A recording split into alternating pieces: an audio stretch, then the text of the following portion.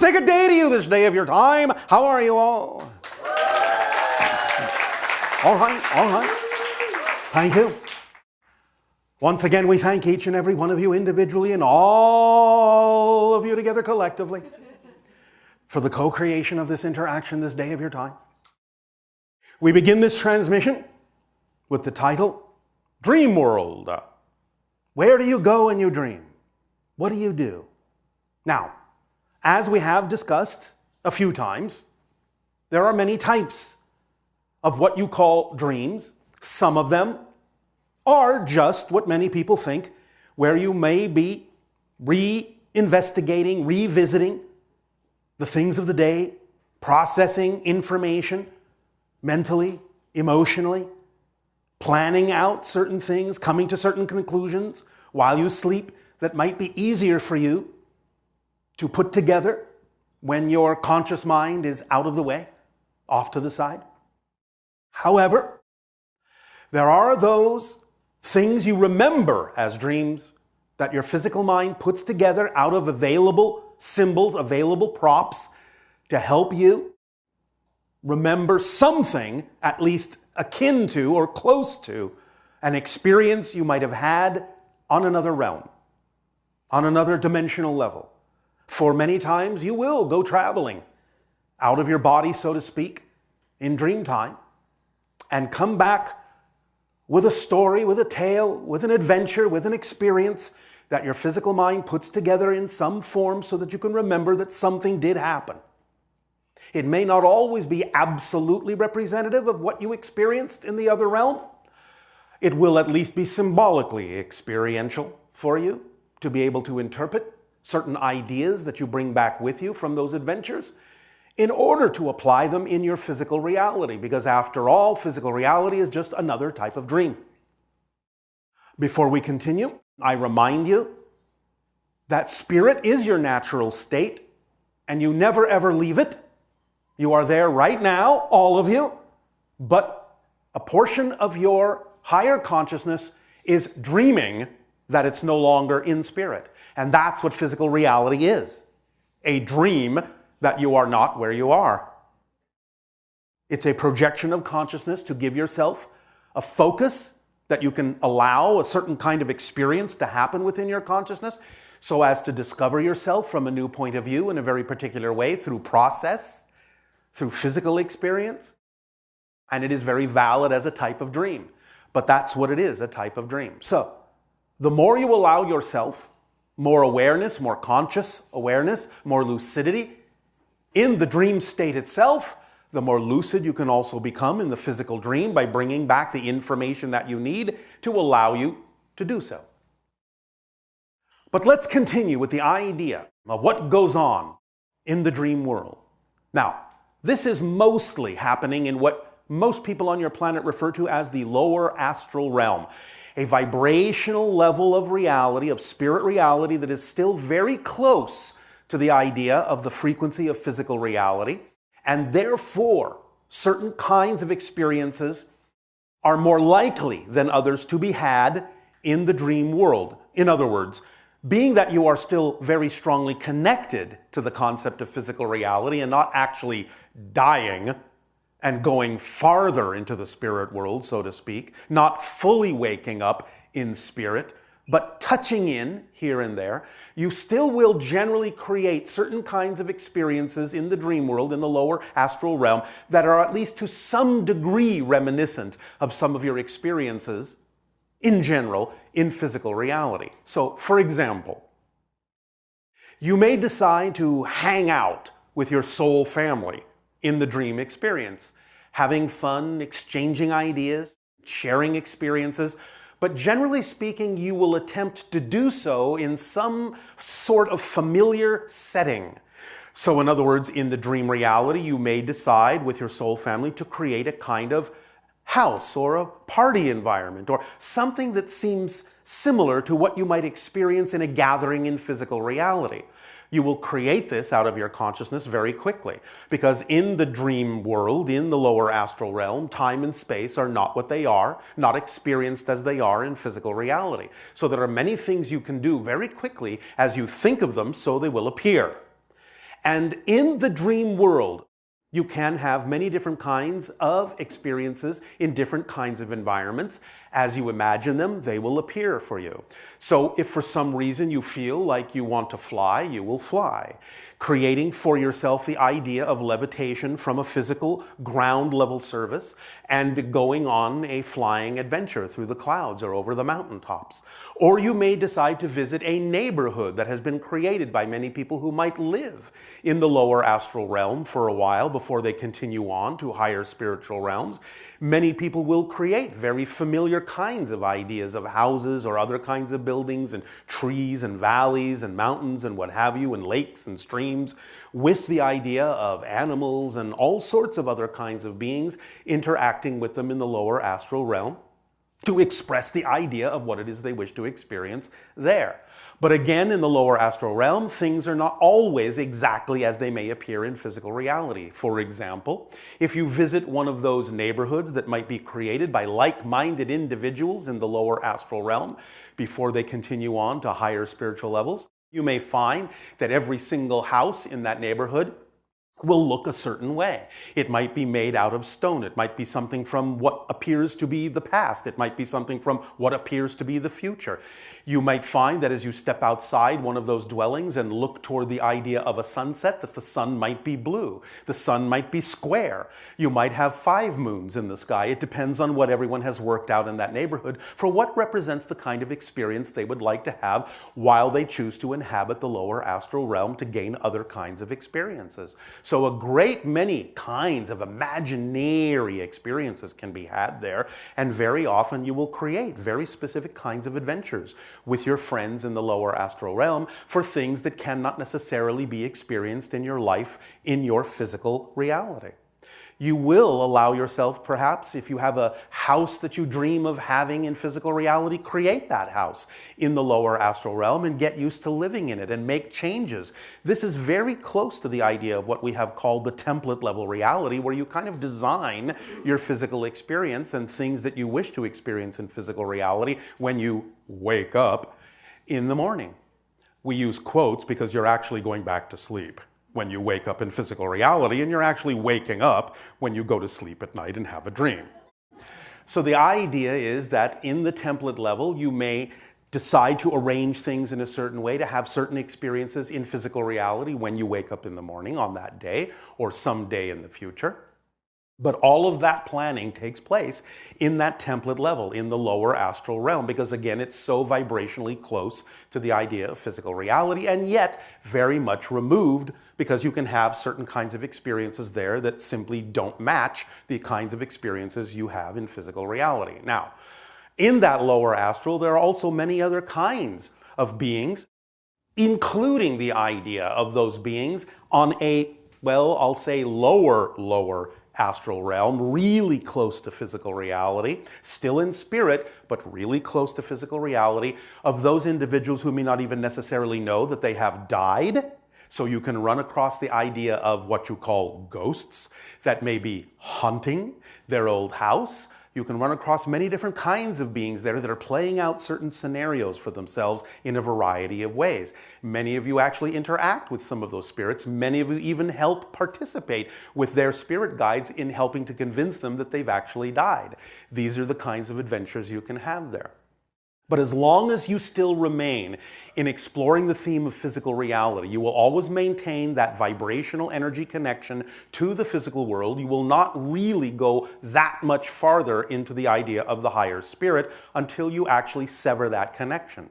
That's why many times when people are in the dream world, in the lower astral, when they have out-of-body experiences, astral traveling, so to speak, they will describe the idea of your connection to physical reality as a kind of energy cord, what you typically refer to as the silver cord. That's simply an energetic symbol way of representing the idea that you have not yet finished your theme of exploring the physical dream. So there will be a representation that sort of anchors you or ties you still to the physical reality. More often than not, it is interpreted as this kind of silver cord. Although again, it's a symbol that is interpreted by your mind in order to have some sense of understanding of what it is that is. It's not necessarily experienced that way or seen that way from the higher spirit realm. It's mostly just seen as a vibrational color that you exhibit, that you give off, that is in your so-called energetic aura, that still indicates that you are still exploring a theme in physical reality. And therefore the higher spirits, your spirit guides, so on and so forth, will be able to simply recognize by that spiritual color where it is you're at and how far you're actually going to go in that astral realm on your adventures. But they're very happy to speak with you, very happy to communicate with you on that level.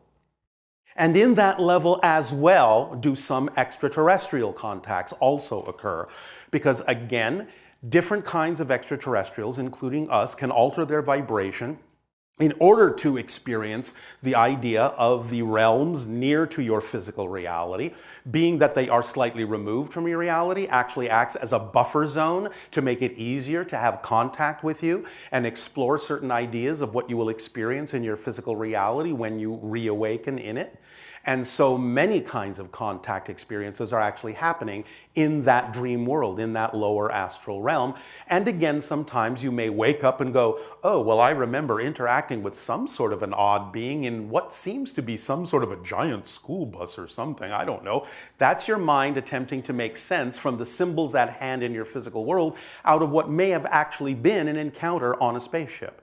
Because again, the things that are projected from our consciousness into your reality have to take on certain forms that make sense to your physical mind in order for you to be able to actually use the props to construct the memory that you had some sort of an experience. What you call the dream that you remember upon awakening. Now, sometimes it can be a little bit more literal and sometimes it can be a little bit more symbolic or abstract. But the idea of the energy vibration is there, and if it feels like there was a high degree of strangeness or oddness to the idea of the dream, that's usually an indication that the symbol you're remembering in your dream is not necessarily the actual thing you experienced, but some sort of a screen that gives you something to hang on to, something familiar to understand, so you can piece together an understanding of some kind of an adventure, some kind of an experience. Does this make sense? All right. So we would then suggest that when you go to sleep tonight, before you actually fall asleep, ask yourself, speak out loud and ask for assistance from your spirit guides, from other beings in the astral realm, to give you more conscious awareness when you awake in the physical world of exactly what was going on in that dream world, so that you can become more lucid in that reality, realize that that's where you are in the dream. Then you can begin to also allow more lucidity to leak into the dream of physical reality, because there really isn't that much difference between the idea of the dream of physical reality and the dreams you experience in the dream world in the lower astral realm. It's a division that is a very fine frequency difference. It's not as big as you think it is. You just have a certain set of belief systems that make you think that the gap is bigger than it is, that the separation and the difference between the physical world and the dream world is very different, very much more different than it actually is. But it's really a very, very thin, hair-fine difference in frequency. So when you allow yourself to know that the veil is very thin between the two, and that the veil is simply something you're creating with your belief systems, you will begin to experience more and more, shall we say, leakage from the lower astral realm into the physical dream, and vice versa, where you can become more lucid in both and create yet again a third reality in which you can experience the idea of walking in your dream, waking in your dream, and always constantly dreaming in the same way that my civilization does, because we walk through dimensions all the time. It is our natural state at this point in our evolution to always be awake and always be dreaming and always experience through our imagination and connections to our higher minds multidimensional experiences with every step we take. It takes some getting used to, but you'll get there. So, allow yourselves to understand that what we are imparting to you this day in this particular transmission is not only the words that you hear, but the vibration of a higher realm, a higher reality of the astral realm, so as to infuse you with more potential and more probability when you go to sleep tonight to open up to the idea of being more aware of what you're doing in the dream world and bringing that information more clearly back with you through that thin veil into the physical dream, so you can begin to truly wake up in both realities, in both dream states, and start to blend them together into a life that contains far more imagination, far more magic, far more manifestation that is in line with who you truly are and who you prefer to be. Does that make sense? Yes. Then, before we continue then with this transmission, we will wish you all pleasant dreams. We thank you for allowing us to share this idea with you, to drop that seed into your consciousness so that it may grow. And in return for the gift you are giving us, I ask, in what way now may we be of service to you? Please begin with your conversations, dialogues, and questions if you wish. Hey, Bashar. And to you, good day. Thank you for being here. Thank you for this transmission. It's awesome. Very excited to hear it. All right, thank you. It is our passion and our pleasure. So I had a dream maybe a week ago where I was in an airplane. Yes. And I landed or went down like on a highway. Yes. And next thing I knew, I'm driving with my friend. And I'm like, something's not right here. We were just in an airplane. Yes. See what I mean? About the strangeness, the oddness. There are different kinds of vehicles that exist in the lower astral realm that are representative of some of the vehicles that sometimes penetrate into your reality that you call UFOs. Right. Is there anything you can tell me about that dream? I just did. Anything else? Well, you went from a larger craft to a scout craft. Okay. You understand? Yep. So you were in a larger craft with more people, the airplane, and then you got into a smaller vehicle to go back down to the physical reality path, road that you chose to walk, to drive. So you took a different vehicle to get back into physical reality. Right. Many times this will be represented by such a smaller vehicle. Sometimes it will be represented by suddenly having to go down a staircase from where you were. Sometimes it will be represented by having to go down an elevator from where you were. These are various symbols that represent being done with the adventure there and in your mind dropping back down into a lower frequency to go back into the physical realm. Right. Okay. Does that help? It does. And all right. Was that a Yael connection? A little bit. There was more to it than that. But yes, that was involved. Okay. Anything else that you can tell me about other beings? Such as? Well, you said that it's partly Yael. I don't know who. I did. Would there be So others? You want to know about the part I didn't tell you about? Ideally, yes. I see. And why do you think I didn't tell you about it? I didn't need to know. Thank you. Awesome. Yes? Anything else? Yes, one other question. In my house, Yes. there is a banging or a clanging noise that seems to happen about once a day. Yes. And From any particular place? I can't exactly locate it, but I think it's up towards the ceiling. Someone trying to get your attention? Yes. All right. And what happens when you experience that? What kind of a state do you go in? Well, I pay attention to what it is I'm thinking or saying at that time, and I'm like, ah. And is there some particular consistency with what you're thinking when that happens? Yeah, it's usually that I feel like I'm on the right track. So you're using that as your synchronistic symbol to let you know when you're in alignment with your true self? Yes. All right, well, that's coming from your higher mind. Okay. Remember, the higher mind communicates in energy, in frequencies of energy. It can and often actually does affect the physical reality dream by creating certain vibrations that will manifest as certain sounds and other physical phenomenology in physical reality. Okay. Cool. Your body feeling the communication through the auspices of passion is not the only way that the physical mind has of communicating or reaching into the physical reality. It can get your attention in a number of ways. So, are you paying attention to it? Yes, absolutely. So you're acting on your highest passion every moment that you can to the best you can with no insistence on the outcome and remaining in a positive state no matter what happens all the time? Yes. All right. Mainly. You were just under the wire there in terms of your hesitation. Yeah, it doesn't happen all the time. It happens most of the time. All right. Thank you for your honesty. Anything holding you back from it happening all the time?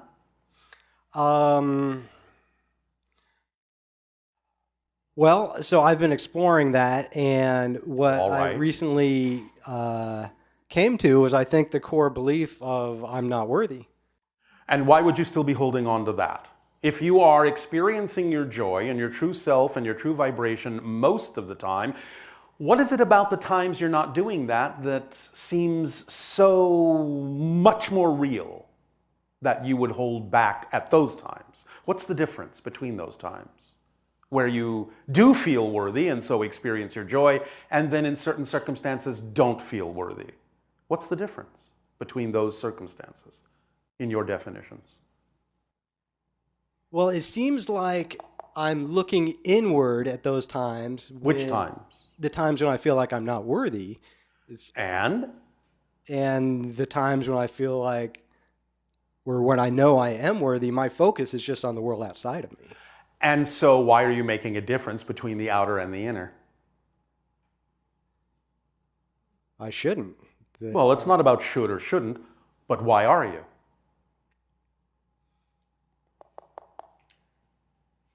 Can it be simply as simple as you believe there is a difference when there actually really isn't? Yeah, that must be it. I think that I'm still Yes. coming to grips with the idea that the external world is actually contained within my consciousness. All right. Well, but you are open and willing to understand that the outer world isn't real unto itself and is nothing but a projection of your consciousness, yes? Yeah. So the more that you wrap your mind around that understanding and that knowledge, do you believe that your sense of unworthiness when you look inward will begin to lighten up? Yeah, it definitely will. And if you do, in fact, examine your beliefs and find that you're still holding on to something that says you're not worthy, are you willing to work with that in that moment and stay in that state at that moment and find out what the belief is really saying about you? For sure. All right. That's what I want to So figure you out. will keep walking that path then, yes? Keep walking it, yes. Yes, all right. So anything else?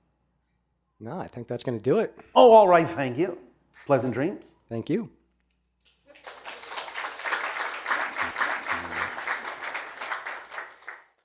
Bashar? And you good day.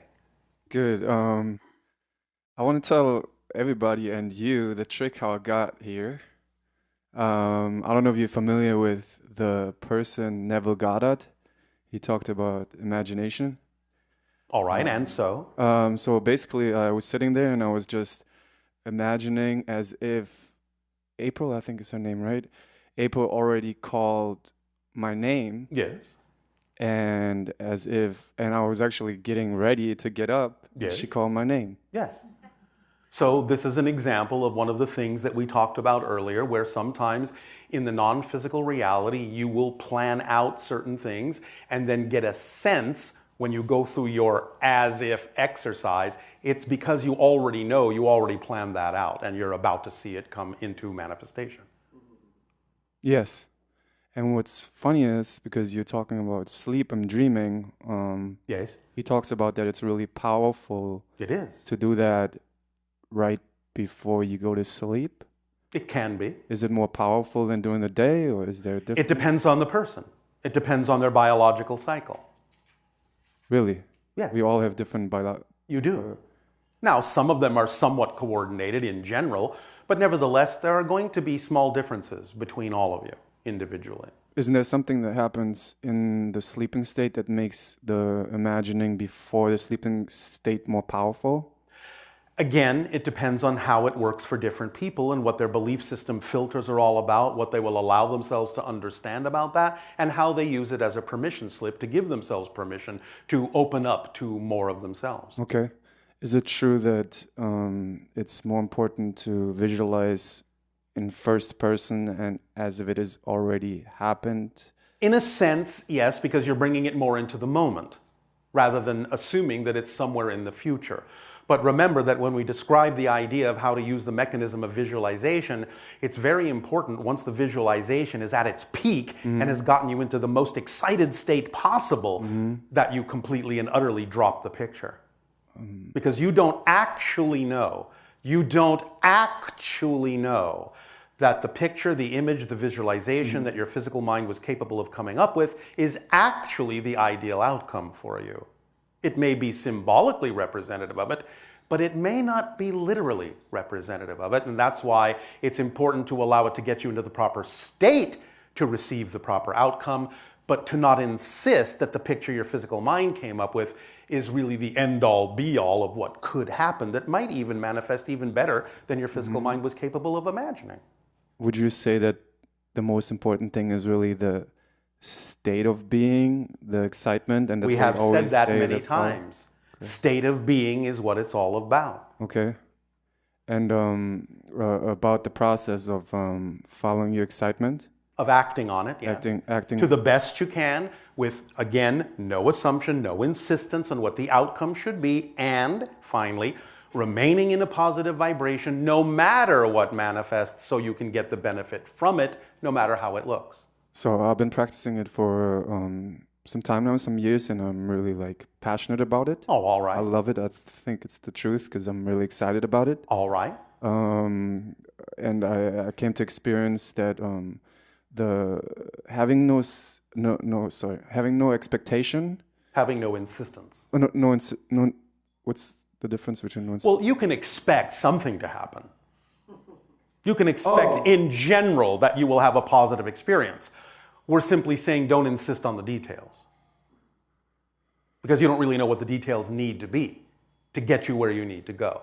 But you can expect to have a positive experience if you're going to remain in a positive state, of course, because that's just physics. What you put out is what you get back. So as long as you stay in a positive state, then it doesn't matter to you what really happens, because you know that no matter what happens, you'll be able to get a positive and beneficial effect from it, so who cares how it looks? So if I follow my excitement, if I just in general feel like, okay, something good is coming out of this, that's valid.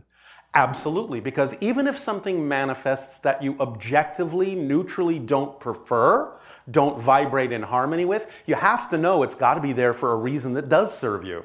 So if you stay in a positive state, you'll be able to get the benefit of why it's there. Whereas if you went into a negative state, like, oh, that doesn't belong here, then you're not going to get a positive experience from it because you have invalidated the fact that it showed up in your life when in fact it could be serving you by showing up in your life, even if it's something you don't prefer.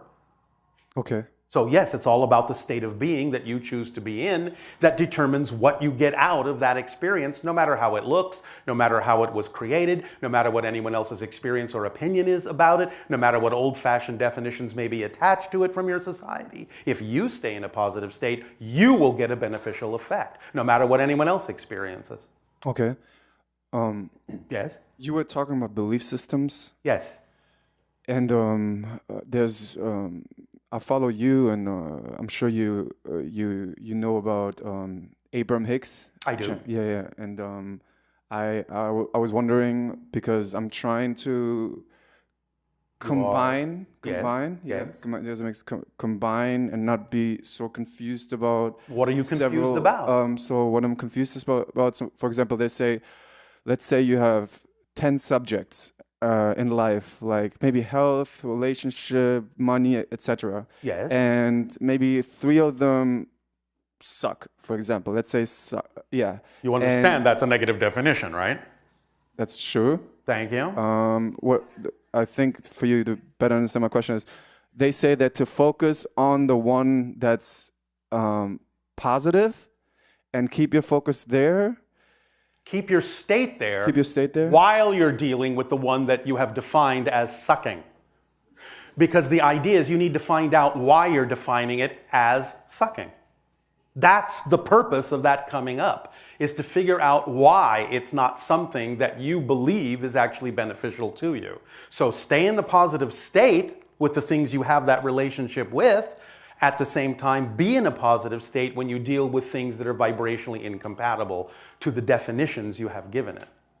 But what if you're like in a challenge, and like a certain challenge, let's say with money? Yes. And by focusing, they say focusing on even the positive side of the stick, you still activate the other side of the stick, which you don't feel so positive about. Yes. And they say it's easier to focus on something. Some people may agree with that particular technique, but it's up to you, no matter what they tell you, and no matter what we tell you. Okay. It's up to you to decide what works best for you. You get to go, I like a little bit from column A. I like a little bit from column B. I like a little bit of what they're saying in column C, and I'm going to put my own ABCs together that works for me. Because it has to come from different sources in slightly different ways with different terminology, because there are different belief systems that need to hear things and see things in different ways in order to understand them. So you get to decide what part of what we're saying to you works, what part of what they're saying to you works, and you get to design your own particular permission slip out of all of that. I love that. But isn't the underlying thing to always follow your excitement? Isn't that underlying? Yes. Because what is your excitement? What is passion? That's what we've described. Your higher mind communicates in energy frequency language.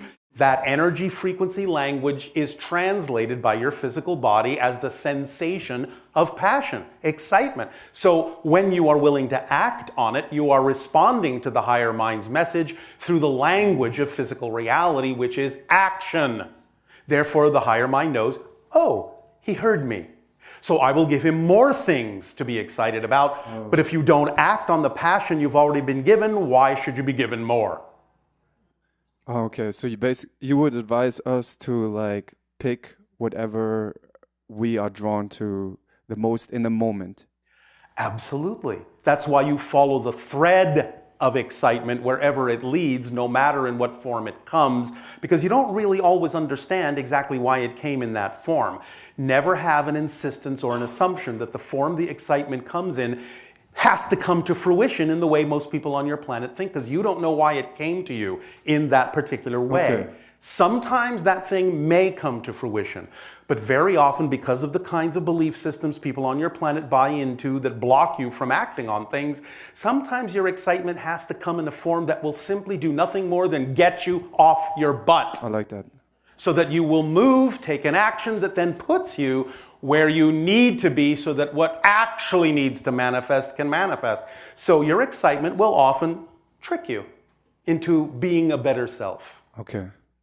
I want to tell you about one more experience I had recently, or like the last 3 months. That's what I experienced. There is energies flowing through my body. Yes. And there is energy that sometimes is like I think they call it sanskara, where it's like blocked and painful. Yes, but the idea of energy that is quote unquote blocked, it's not really blocked. It's pointing out that there is some incompatible belief system within you. And therefore there is resistance. That's actually what causes pain. Resistance to the natural flow. Yes. So pain, where I felt pain. And then what I did was I went to the observer and observed it, but I relaxed around the pain. Yes. And it moved. Yes. And without me like questioning belief system, I feel like tears come out and like. Yes, because you're letting go of the chemical constituents of beliefs that don't work for you. They usually wash out through your tears. Is that positive? Yes. And what it's coming like I do this, sometimes I do this like 2 hours, and like they're coming out and moving and everything's moving. Then that's your permission slip. But it keeps like, why do new ones always keep coming? You are very multi-leveled, like most humans on your planet. You have many different compartments with many different kinds of belief systems about yourself ensconced in those compartments. And the whole idea of having a physical reality is to actually go through the process of opening every single one of them and letting those belief systems go. And that's fine. That's the point of the life itself. It's not something to, in a sense, get past or get through. It's something to be in the moment with and let yourself experience the beauty of those releases. So I should just keep going with it. Well, why not? Because I don't know when I do it, because I feel like that's actually focusing on the negative instead of focusing on following my highest excitement. Remember the paradox. In the kit of excitement, there are tools, and one of the tools is the reflective mirror that reveals to you, as you're acting on your excitement, any belief within you that might be out of alignment with your excitement. Oh, okay. So the paradox is, part of your excitement is to discover things within you that are not part of your excitement. So that could be part of my That's excitement. part of your excitement, because okay. once you discover something that is not you, oh joy, now you have something you can let go of, whereas if it remains unconscious, you have nothing to work with. Okay. Does that make sense? Yeah, that makes sense. So it's exciting to discover something that doesn't belong to you that you now are aware of, which means you can let go of it, because you can't let go of it if you're not aware of it. So that's exciting. So stay in the exciting state, even when you experience things within you that are not exciting. And then you'll be able to use them in a positive way and let them go and streamline yourself to be able to experience more and more excitement no matter what's happening. Remember, again, it's not about what happens. It's about what you do with what happens that makes the difference in your life. What do you think about the better feeling thought? Whatever permission slip works for you. Do you understand our concept of permission slips? It's whatever, use what. Okay. Permission slip is any technique, any ritual, any tool, any object that allows you to give yourself permission to be more of who you are. Permission slips that you're attracted to usually because they align with your belief system. And the paradox again is that the permission slip you're attracted to is a permission slip that will allow you to circumvent your belief system, because you believe you need that in order to do so. And that's fine. That's how the tool works. So any tool, any technique, any ritual, any object that you are attracted to use is perfect for you at that moment. So use it. What means more of who you are? What does that mean, more of who you are? Because you said you are a greater being than this, yes? Than this physical mind? Yes. Then as you allow yourself to let go of negative beliefs, you get to express more of that greater being in physical reality, to be more of who you truly are as a greater being. And I feel that by following my excitement. That's the formula that allows it to work most easily, because you raise your frequency when you act on your passion. When you raise your frequency, you become a better receiver of higher frequency information and energy. Okay. Yes? Do you have any advice for me last? I just gave you the advice. Okay. Thank you. Thank you very much. Thank you. So great. You're so great.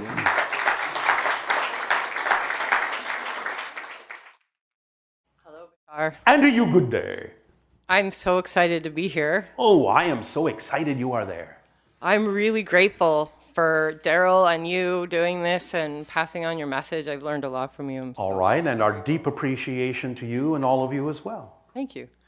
Well, I came here from the Yukon. Are you familiar with that area? Are you saying you're from a potato? Well, I came here from northern Canada next to Alaska. Oh, all right. Up there in the Yukon, like a lot of people have seen a lot of UFOs. It's very common. Yes. I'm wondering if it's like a hotspot area like Arizona, or if there's a vortex or something. Yes.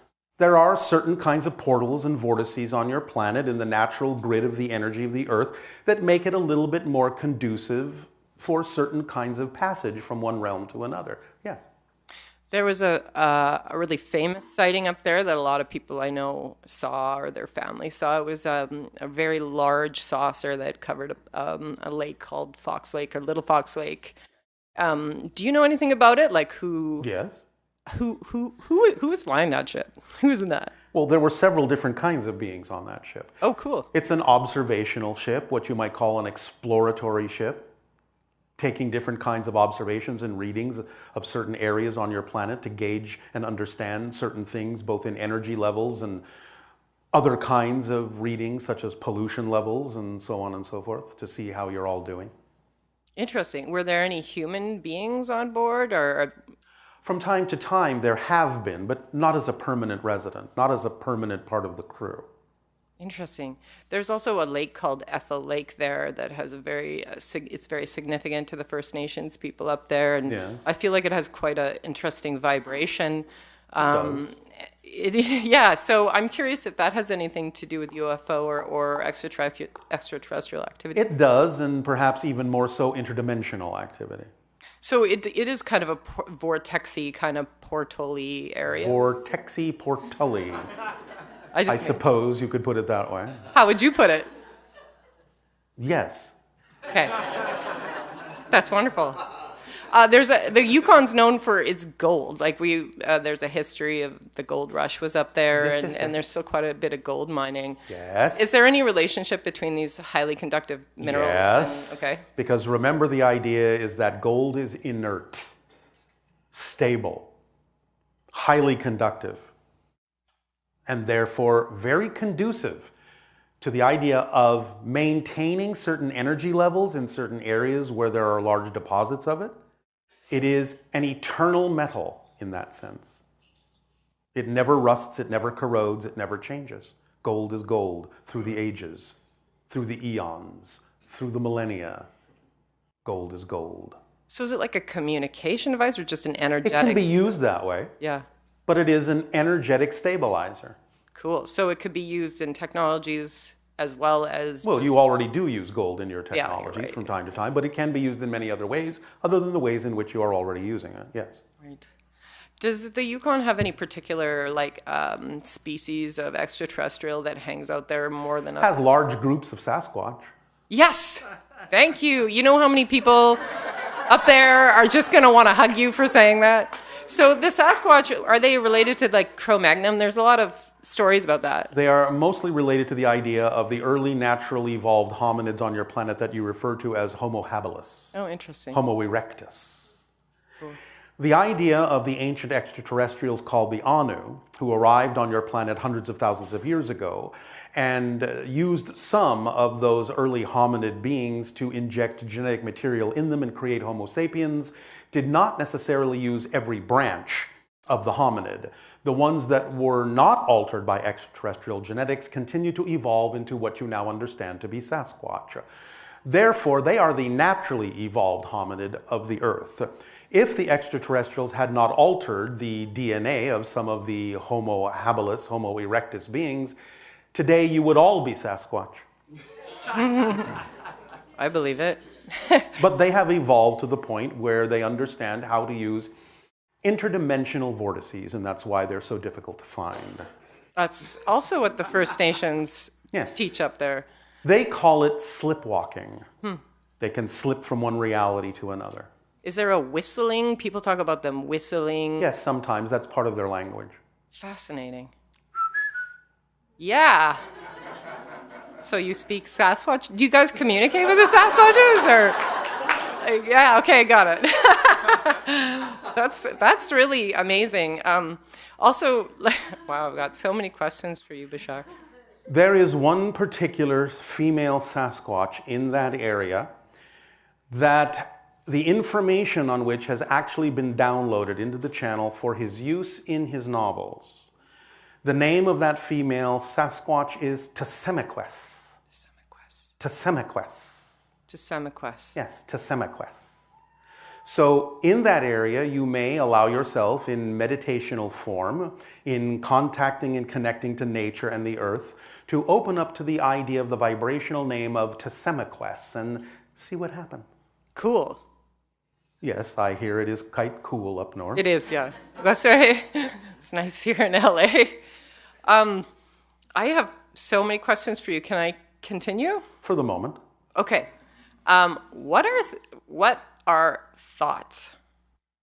Thoughts are one of the ways that the belief system uses the physical mind to reinforce their validity so that they can perpetuate themselves. In other words, belief systems have a certain structure. Since physical reality isn't really real, beliefs have to make you believe that they are. And therefore, they have to reinforce themselves to make you think that physical reality is solid and real. Therefore, beliefs will generate emotions, they will generate thoughts, they will generate behaviors, and thus generate experiences to reinforce the reality of what the belief is telling you is a fact, when in fact it's nothing more than a belief. But they have to do that in order for you to have a physical experience. Otherwise, if you didn't believe them, you would not be able to actually maintain a physical experience. You would see right through the illusion that your consciousness is creating. Now, when positive beliefs do that, you usually don't mind. But the negative beliefs have to use negative reinforcement. That's just the way they're designed. So in order to perpetuate themselves as a negative belief, they will usually do things and use tools and techniques in your emotions, in your thoughts, and in your behaviors to make sure you don't let them go. So one of the techniques they often use is fear. They make you afraid that if you let them go and stop believing in what they're telling you, that something worse will happen. That's just an illusion. It's just the way they work. You have to see through that as an illusion. Make sense? It does, and I'm wondering, like, they're unavoidable then because they help us create our like physical experience? Or? Yes, but the idea is to then get to a place where you're in balance with yourself so that you can simply allow yourself to hold on to the positive beliefs, knowing that the negative beliefs are always there as a choice, but you simply don't prefer to choose them. You're not invalidating them. You simply recognize that they're there as an equal choice to anything you could believe is true, and you simply choose what you prefer without invalidating what you don't prefer. Yes? Yes, I understand. And when you experience a behavior, have an experience a behavior, have a thought, have a feeling, you know that it is the belief generating all of those because you cannot have a feeling or a thought or behavior or an experience in a vacuum. You have to believe something to be true first. It's the blueprint. The emotions are the builders of the house. The thoughts are the building materials that they use. The behaviors are the way the builders are building the house, and the experience is the house that was built that you live in. So if something is off kilter with the house and you don't feel comfortable in it, go back to the blueprint and look at the blueprint. Say, oh yes, I see, the blueprint is off here and off there. Let me put that back into alignment. Now the emotions that are generated by the beliefs to reinforce themselves as real will follow the blueprint and build the house with the correct building materials in the proper method of building, and they will build the house that you will be comfortable living in. Always go back to the blueprint. Always go back to the belief system. That's what generates it to begin with. So you use emotions and thoughts and behaviors and experiences to ask, what would I have to believe is true about myself in this circumstance in order to feel, think, behave, experience what I am feeling, thinking, behaving, experiencing? Then you can always trace it back, make the adjustments, and have a different experience because everything starts with the belief. Everything starts with the definition you buy into as true. Does that make sense? Oh, absolutely. That makes a lot of sense. So it takes me to another question. Yeah. I'm assuming you're familiar with the term a walk-in? I am, and it's not what most people on your planet think. Okay. A walk-in is simply an upgrade in your own soul, expressing more of itself through the same body. It's not literally a different other soul. It is your soul expressing more of itself, where the personality has released enough of its inhibitions and limitations so that it can express more of its true self, more of its higher mind, more of its soul through the same body. It will take on a completely different personality aspect, since personality is an artificial construct anyway. It's a mask. You are already all channeling yourselves into physical reality as these personality constructs, as these masks that represent what part of your greater being you are able and willing and allowing to come through. So when you have an upgrade within yourself, when you have a realization, a revelation, an aha moment, you can easily kick yourself to a higher vibrational frequency level and allow more of your true self, your full self, to come through, which will automatically, of course, alter the personality to some degree because it has to in order to represent the upgrade. It's very cool. So again, whatever temperature you want it to be. So, well, I'm from the Yukon, so everything's cool. All right. So, yeah, that makes me wonder then, so by your awareness, yes. Would you say that it's true that there aren't multiple occupants of the same body, or No. and you don't see a change? Because there is no occupancy? emptiness within your body. Your body is your spirit in physical terms. Wonderful. There's Because that no would have been my room next in question. it for anything else. You're not even occupying it. Yeah. Your spirit isn't in your body. Your body's in your spirit. Your body's in your consciousness. Yes. Remember, this is an illusion. You never actually leave the spirit realm. You're just Correct. pretending that you have. Understood. Well, So then, when you're saying I'm like with a walk-in experience, Yes. the leveling up is outside of your physical body in the first place. Like the leveling Yes. up is happening on the So to spirit speak. level. so to speak, yes, it's outside your body, if you want to put it that way for convenience. But that's just physical terminology. That's just the way you experience things from a space-time perspective. Does that help?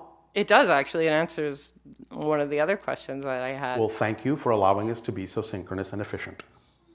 Well, thank you so much for letting me come up here and ask you a question directly. Thank you for having the willingness and the boldness to do so. Thank you for all your gratitude. Okay.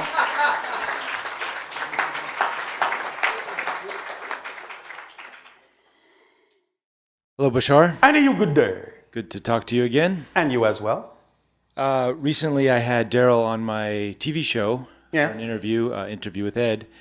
And during the interview, we all had a strange moment where the microphone or the microphone pack popped off his belt. Yes. And we were talking about contact experiences, contacting you in the physical. And right at that moment, synchronistically, pop goes the pack, and the microphone got ripped off. Yes. And we were kind of laughing and joking and saying what a synchronicity. And Are you going to ask if I was involved? yes, I kind of already knew the answer, but it's always nice to have this direct interaction to. Yes. So, yes. All right. Next question. Well, I believe you have just answered it. So, okay. Well, thank you. You helped. Thank you. Yes.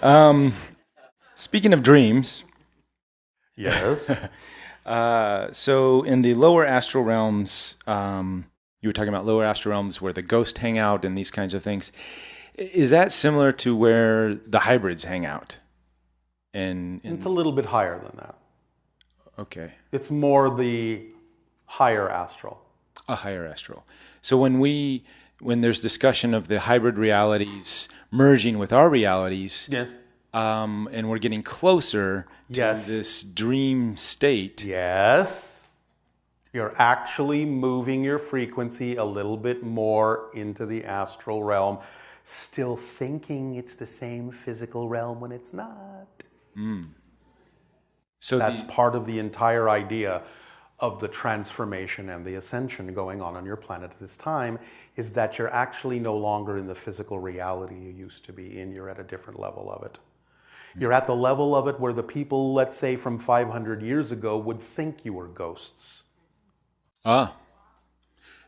Will we become ghosts to them 500 years ago? Will we be able to interact with our 500 Some years? of you already have become ghosts to them. Interesting. Yes. So, Yes. okay, just thinking about that. So when we go back in, say, a meditation to do healing work for our past versions of ourselves, Yes. is that sort of, in a sense, are we becoming dreams for those versions? Sometimes you do it that way, yes. Leaving breadcrumbs for them to follow? You bootstrap yourself up, yes, from the future, so to speak. That's why recently in a transmission we talked about the idea that one of the things that is a major shift in your reality now is not so much gaining the information and experiences that you need in the present from the past, but from your future self, Right. so that you pull yourself forward. Closer to the Come future. on, little doggies. Come to be me. Come to be me. Come to be me. Here's some information for you, so you can be more like me from the future, not the past. Interesting. So in recently I had a dream.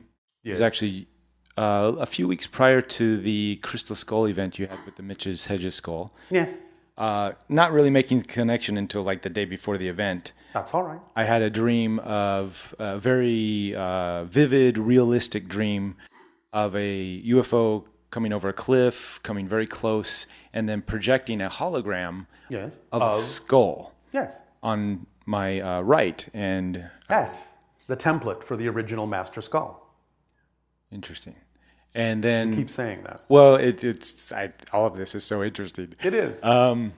And that has sort of started a number of synchronicities on a quest for these skulls.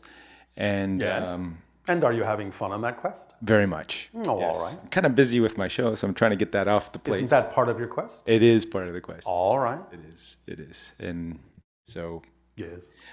so speaking of skulls, Yes. you mentioned before that perhaps there were, and this is my interpretation, I may have got it wrong, but there were hybrids being keepers of some of the skulls? And I'm wondering if those were... In a sense, but we're talking about a different level here. We're not talking about on physical reality. We're talking about some of the higher astral places that we've already discussed. And They are the keepers of the templates of the skulls. templates, so like astral versions of the skulls. Yes. Okay. So they're not necessarily alive in physical bodies on the planet. That would be a different... The hybrids? The hybrids. Not yet. Not yet. But again, remember, as things merge We merge the worlds together. and they become physical on your world and you become more astral in theirs. And This is why we keep saying you need to meet us halfway. right. And for some of these skulls, they have different names. We got into Kukumats, we got Yes. into Sequoia and Pele, Yes. representing different archetypes. Yes.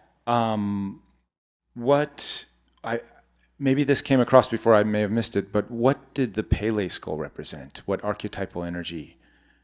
Do you not understand the idea of the power of fire in the earth? I do, yeah. It represents the idea of blood. The lava is the blood of the earth. So blood archetypes. I will do some research on that. Oh, all right. And with different races seeding the planet, we've talked about Mayans in the past. I'm wondering if you could go into what ET races helped seed that race, the race of the Mayans. What do you mean? What ET races? The Mayan. Or archetypal energies, I should say, connected to the Mayans. Would it be like more of a Pleiades energy or a Sirius energy or some other type of ET The race? Mayan people that you know of on the earth are the ancestors of an extraterrestrial race that are the Maya. Oh, okay. Most of them left. Many of them stayed. And that's a... But they are connected genetically to you in many ways, not only through the idea of the Pleiadians, which are the evolved versions of the Anunnaki of long ago, but also through the ancient Anu and many other races. So the Anu would be closer to the Pleiadians than Syrians? It depends. Depends. Yes. Oh, Because the Sirius beings that are physical are amphibious. okay. They don't look like you exactly. So more of a humanoid... More of a humanoid salamander. Fascinating. All right. Well, thank you for this. Well, you're welcome. I have a lot to think about. All right. Thanks Thank you. again. All right.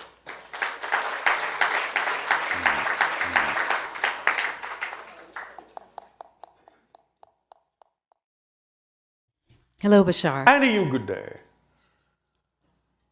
I'm sure you've answered this at another time, but Doesn't matter. Every I- time is the first time. Thank you. I've worked with traumatized communities Oh, and how those exciting. and those who've survived atrocities. Yes. How can I reconcile the belief that we co-create our reality with the fact that atrocities happen to groups of people, the indigenous, the Holocaust? All right. I have a hard time believing that all these people created their atrocities. If you were teaching Yes. these principles to people in a refugee camp, Yes. people who survived atrocities, who witnessed their family members shot by ISIS, for example. Yes. What more would you say to them? How would you explain to them what happened? Or at least, what would you say to me, someone who has worked with survivors and All right. wants to bring these teachings to them in a way that they could hear? All right. Well, there are many approaches to this, and of course, the approaches may be different for different people. Yes? Yes. We can't necessarily give you a panacea for everyone. I understand. But the idea in general would be perhaps to begin with the understanding that what we're saying is not that someone necessarily wants those specific things to happen, but those things happening are the result of holding on to negative belief systems in general that then cause that to be the most probable result of those fear-based belief systems. That's a very generalized concept. But the idea also can be approached on a more individual level, and I understand that many people on your planet may have a challenge with this at first, that's all right, but by asking the question, what have you learned that you otherwise might not have learned had this not happened this way? And after that discussion, can you use your imagination to imagine some other way you might have learned this rather than that way? Because all these things are about learning lessons, and some of them are about learning the lessons of how not to learn the lesson that way anymore. The idea sometimes is that souls will choose to be born into what you call hardships and experience atrocities, because many of them figure that through the idea of numbers, ultimately, if enough people on your planet go through that, will it make you stop? Will you finally get sick and tired enough of doing that way and change what you need to change so that those things don't happen that way again? How much more will you put up with? How much more will you allow to continue that you know will probably result in those kinds of experiences? When will you open your eyes? Is this making some sense? Yeah, Is this helping? somewhat. All right. I know this is a process, and again, I understand that there may be some challenges and some complexity to this and a process that you may have to go through. But it can begin for many people with what we have just said.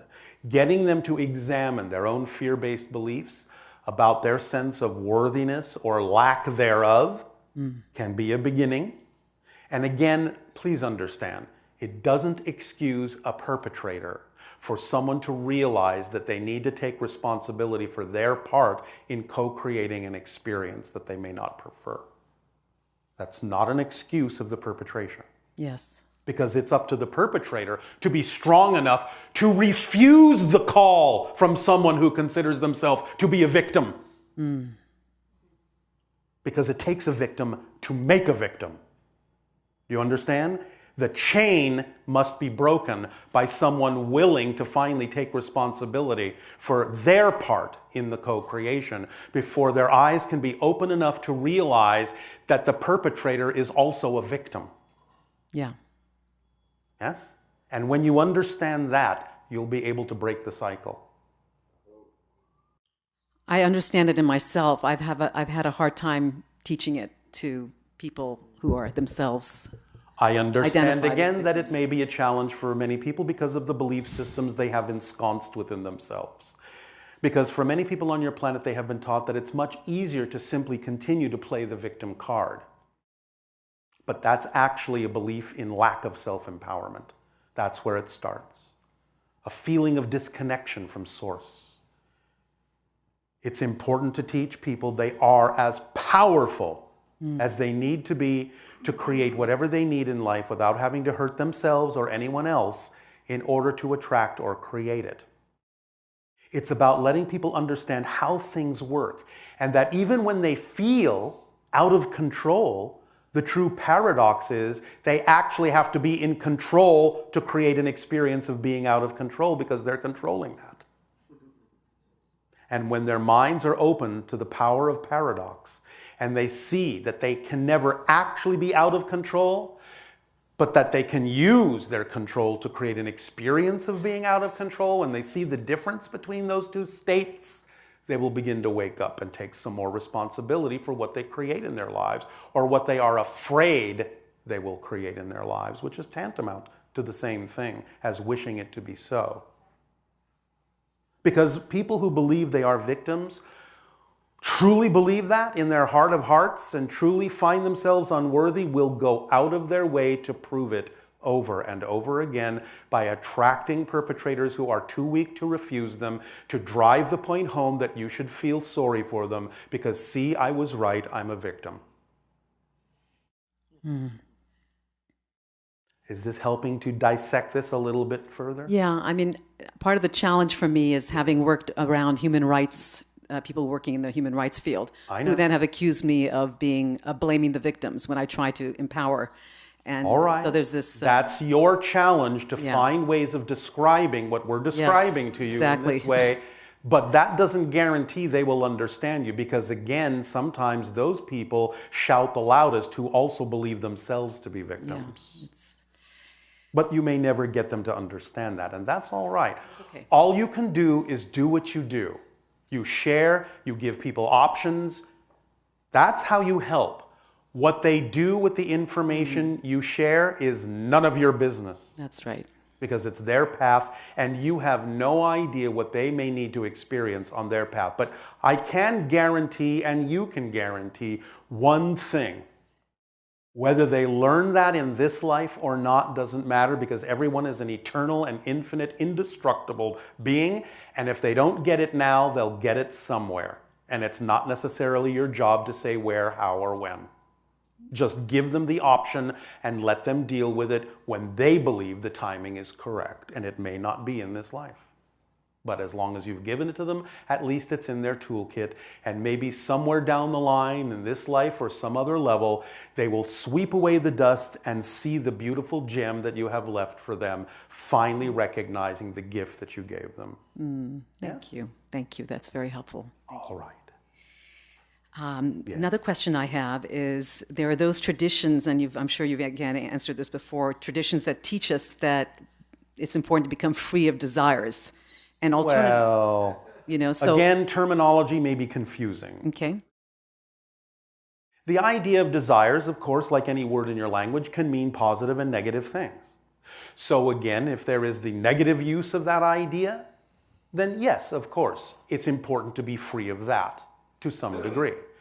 But the positive use of the idea is tantamount to what we're calling passion in life. Yes. So you just have to understand how you're using the energy, not get quite so caught up in the terminologies that can go either way. Because different people may mean different things with different words. Exactly, yes. So understand the intent of it, the energy of it, and then you will understand what you're talking about. So the negative energy of desires, is that the insistence on something? Is that what they're really talking about? Yes, because you think you know better when you don't. Okay. And therefore you create this relatively negative attachment to things having to be a certain way in order for things to go the way you want them to go, as opposed to simply knowing that if you get what you need, you will be fulfilled. Because needs will fulfill you. Sometimes your wants may coincide with what you need, but very often on your planet, because of fear-based belief systems, the wants come from the idea of the fear-based ego. And what you want often will not necessarily align with what you actually need to fulfill you in life. So it's very good to understand the difference between wants and needs. Everything you need will fulfill you. Everything you want won't always. Yes. Make sense? Absolutely. So let synchronicity show you what you need, and you will be fulfilled. Okay. Does that help? That helps. Thank you. I have one more question. Do you now? I wanted to talk about the heart and the mind. So some teachings devalue the mind, tell us that it's in the way of making spiritual progress. Is that the physical mind, the way you define it? The physical mind is the physical personality, yes. It's the belief systems that make up the idea of, again, the emotions, the thoughts, the behaviors, yes. And so how is the heart connected to the higher mind? The higher mind sends a vibrational energy that the heart feels more purely because it's not yet filtered through the belief systems. But then it bounces, shall we say, it reflects off the heart to the physical mind through the belief systems, and the degree to which the belief systems filter it so that it's not necessarily in alignment with the reflection from the heart shows the difference in how many negative belief systems may be being held onto by the physical mind. Yes? Yes. And how is love and compassion, how is that connected? Are those heart? Well, again, the heart does it have a higher type of thinking. And compassion is a recognition that those that are going through their own particular journeys have the power to do so, that you have to see them as strong enough to get through that journey, to face the challenges that they've created and attracted in their lives. That is having compassion. And the idea is that you know, heart to heart, that they are indestructible beings, and you can root for them in that sense, without necessarily agreeing with them in terms of what it is they believe to be true. That's compassion. You believe in them even when they don't believe in themselves. That's compassion. Does that make sense? Yes. And that is unconditional love. Yes. Which is the vibration of existence itself. And that feels like the higher mind. The higher mind uses that vibration, uses that energy, definitely flows unconditional support and love to you. It's a kind of a conduit for that in terms that can be understood in physical reality, which is why it translates as passion in you. Okay, that's interesting. Yes. Okay, thank you so much. You are so welcome.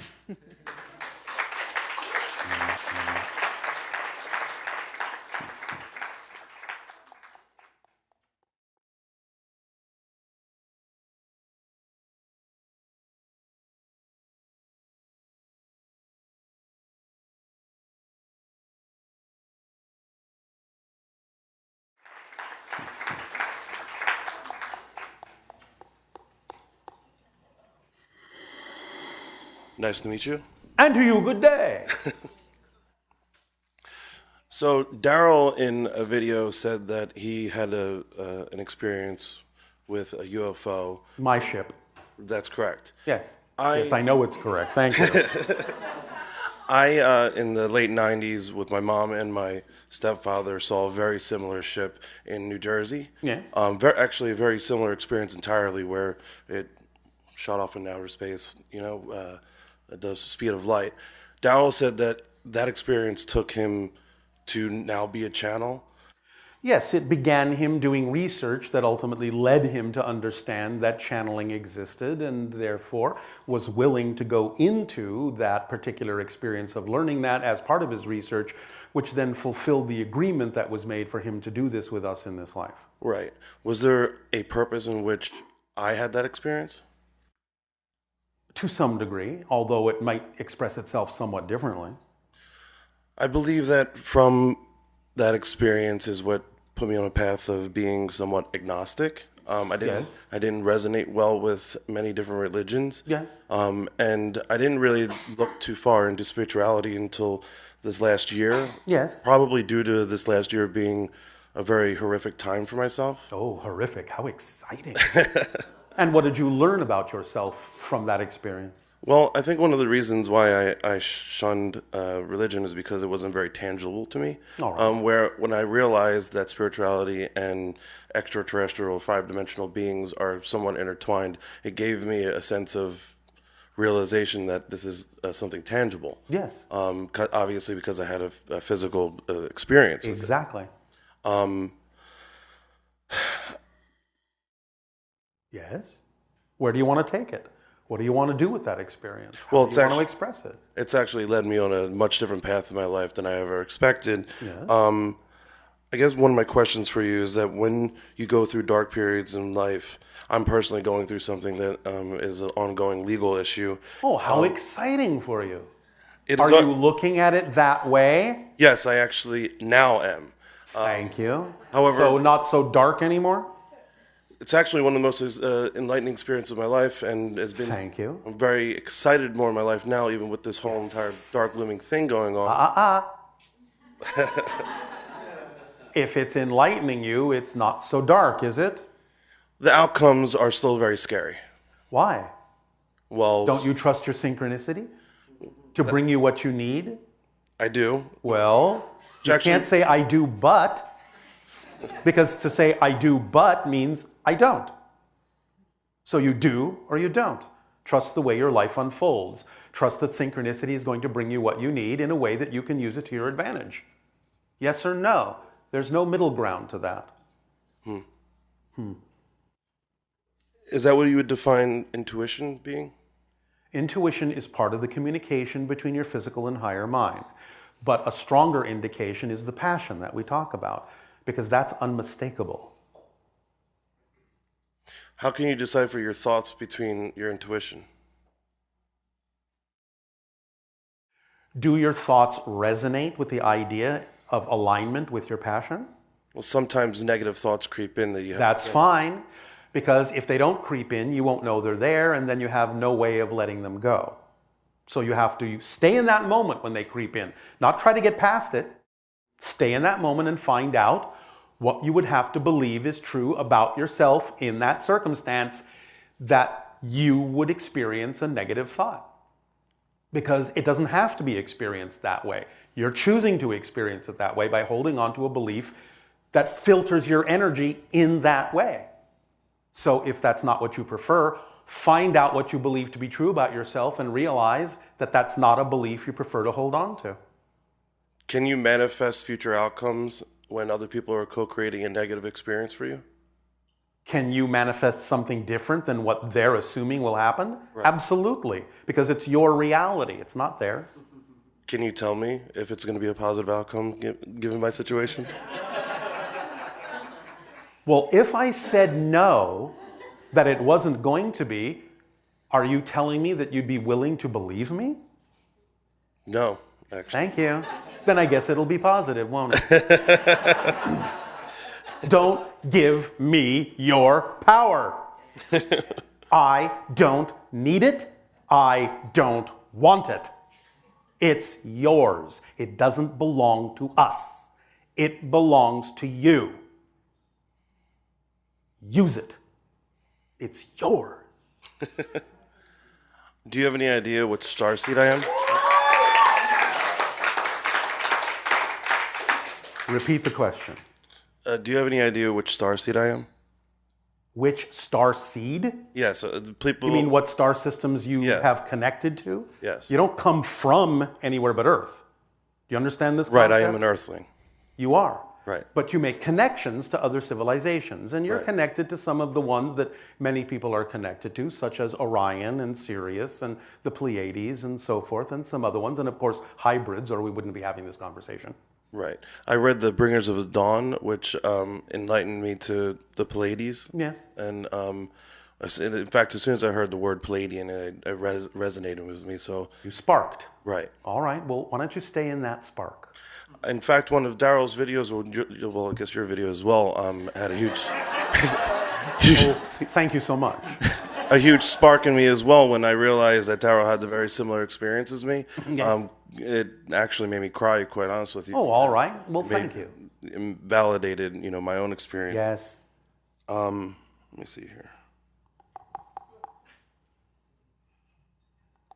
Any idea when any extraterrestrial beings will bring themselves into this physical reality? Open contact? Yes. Still somewhere between the idea of 2033, 2040, most likely. Will that bring down the idea of religion? Wouldn't that conflict with religion? Not on the version of Earth that they're going to land on.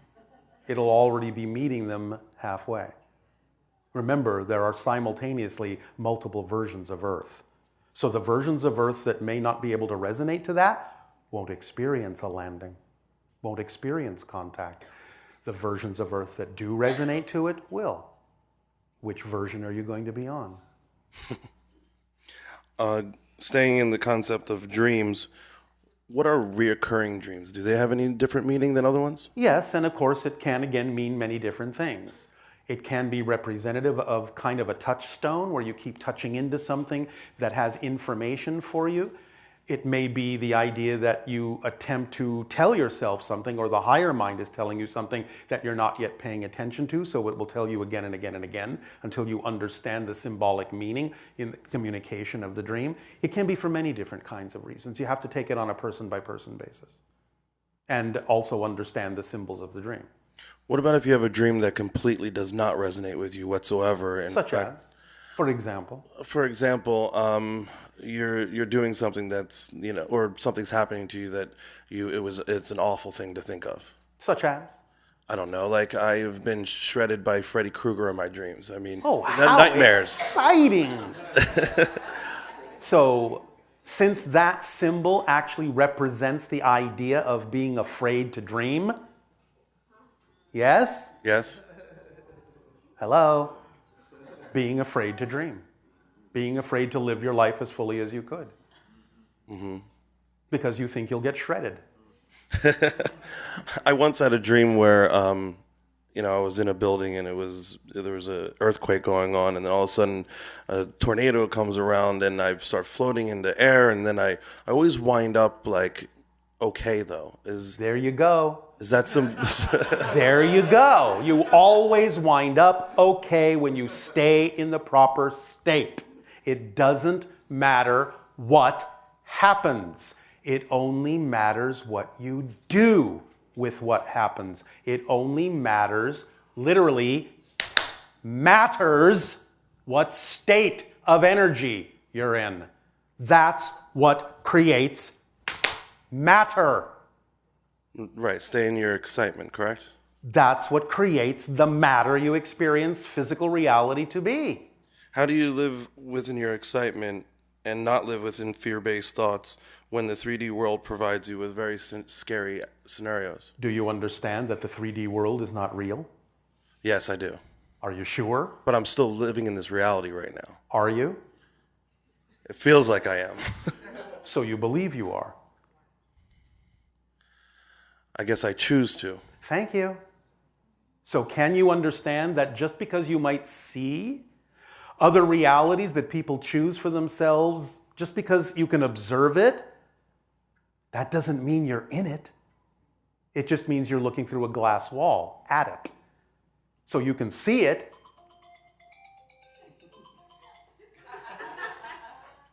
Sorry. There is nothing to apologize for. Trust your synchronicity.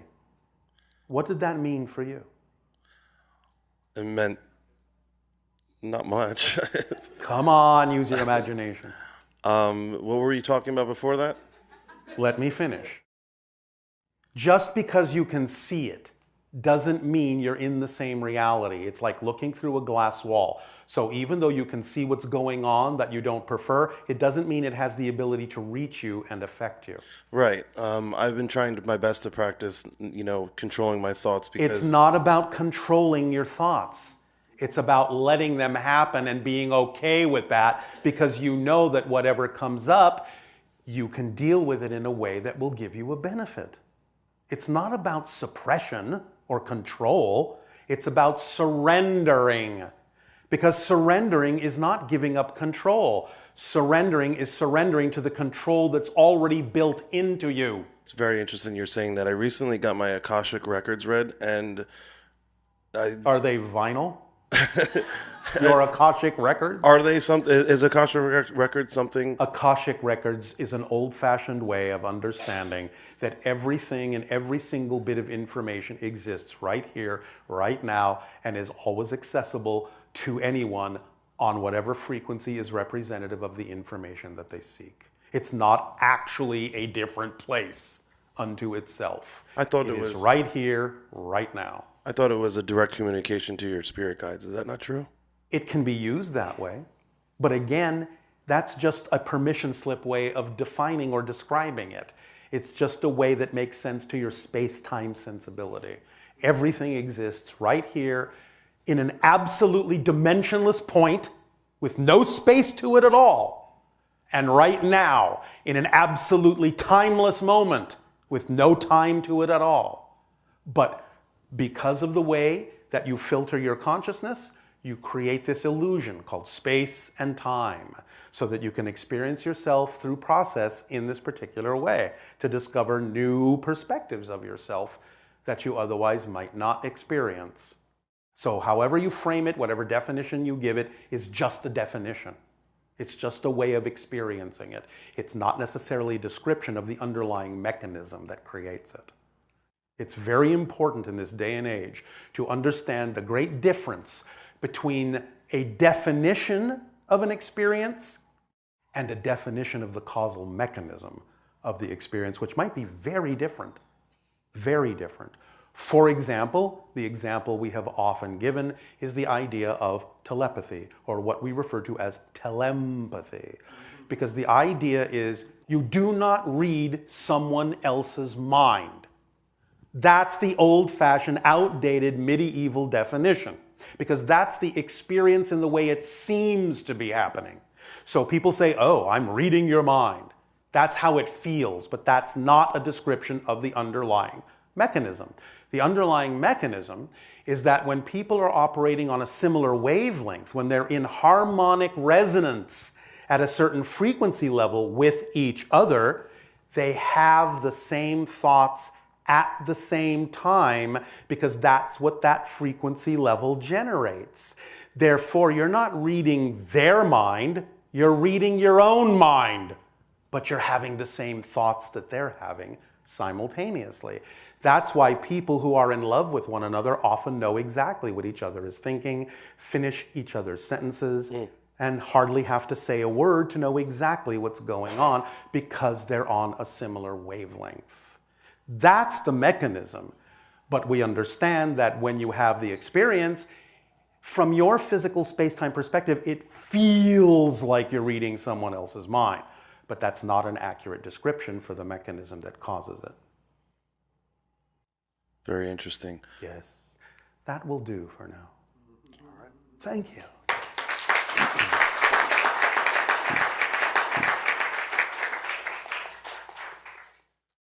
Thank you for being here. I am not there, but thank you for the sentiment. Well, please tell me what my spirit guides are trying to tell me so I can connect with my family. Which family? Physical or non-physical? Both. Are you acting on your passion every moment that you can with no insistence on the outcome and remaining in a positive state no matter what happens? No, because I have been interfered with. Interfered with by whom? I can't tell you. Sure you can. The answer is yourself. You can only interfere with yourself. No one else can interfere with you. Remember what I just said about telepathy? You have to agree to match someone's frequency in order to experience what they're suggesting you experience. So someone who may have an intention of interference is simply getting you to believe you can be interfered with. So you're creating the interference in your reality. You're doing it. How do I block them? You don't block them, you change your frequency. You don't need to block them. They can't affect you. You have to understand the physics of this. You are affecting yourself because you're agreeing with them that they can affect you. So stop agreeing with them that they can affect you. And then you will not feel affected. It's that simple. You just continue to believe that they can interfere with you. Why? How do you benefit from believing that? There is no benefit, but it's more complicated than that. Nope, it's not. Now, you don't have to believe us, but we're telling you how it works. So that's up to you. And the idea that it seems more complicated than that is simply one of those fear-based beliefs. Because there is no such thing as an inherently difficult situation, only the belief that it is. And it's the belief that it's difficult that makes it seem more complicated than it is. It's just a belief. It's not a fact. It's not a fact. It's just a perspective. And perspectives can be changed. Beliefs can be changed. That's all there is to it. So if you want to keep believing that it's more difficult than that, that's up to you. But we're telling you it doesn't have to be. Okay. So, will that do, or is there something else? Well, what do you see for my future? What do you see for your future? A place far, far away from here. Which would be where? I can't tell you. Because? You wouldn't understand. Sure I would. It's far, far, far away from here.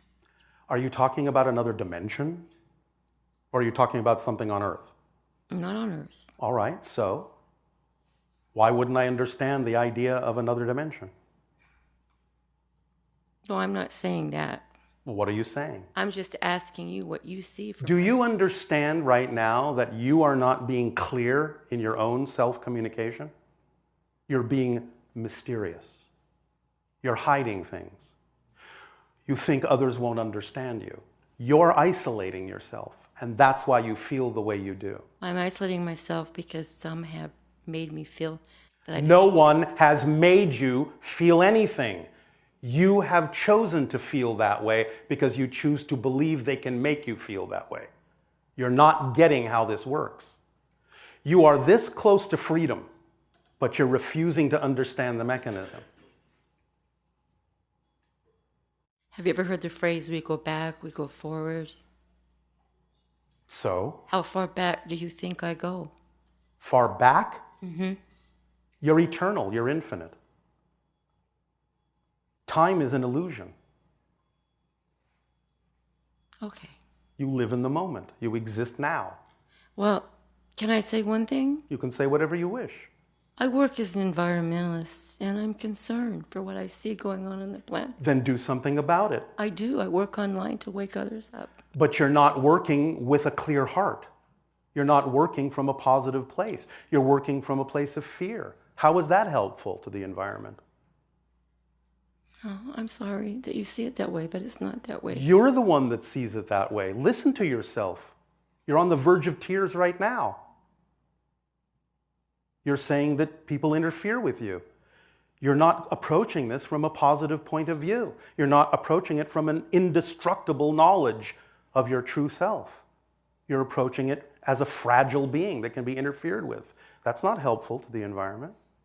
You have to know that what you perceive is beneficial to the environment is something that you can achieve. You have to know that and move forward as if you know that, not tiptoe through this as if you can be bushwhacked or shanghaied or ambushed. That's not the proper energy to be helpful. Okay. Thank you. You're welcome.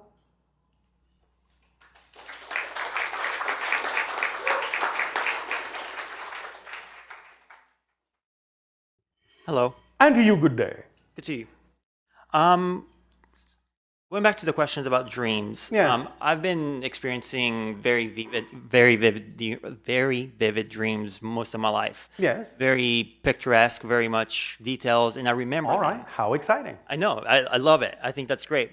Recently, I would say probably in the past couple of years, I've been experiencing very similar dreams, but there's always one particular, call it psychic element, person, creature. I'm not really sure. Yes. That whereas everything is clear, it's always very cloudy, very foggy. Yes. I feel connected to it. I Yes. feel a relationship with this particular Yes. creature. Yes. But I'm never able to visualize it. It will slowly let me see some parts of it, but I can Yes. never get a clear image of it. And what makes you think there's something wrong with that process? Well, I guess I don't think there's something wrong per se, but I'm just curious to maybe know, am I holding myself back No. in the understanding No. of it? No.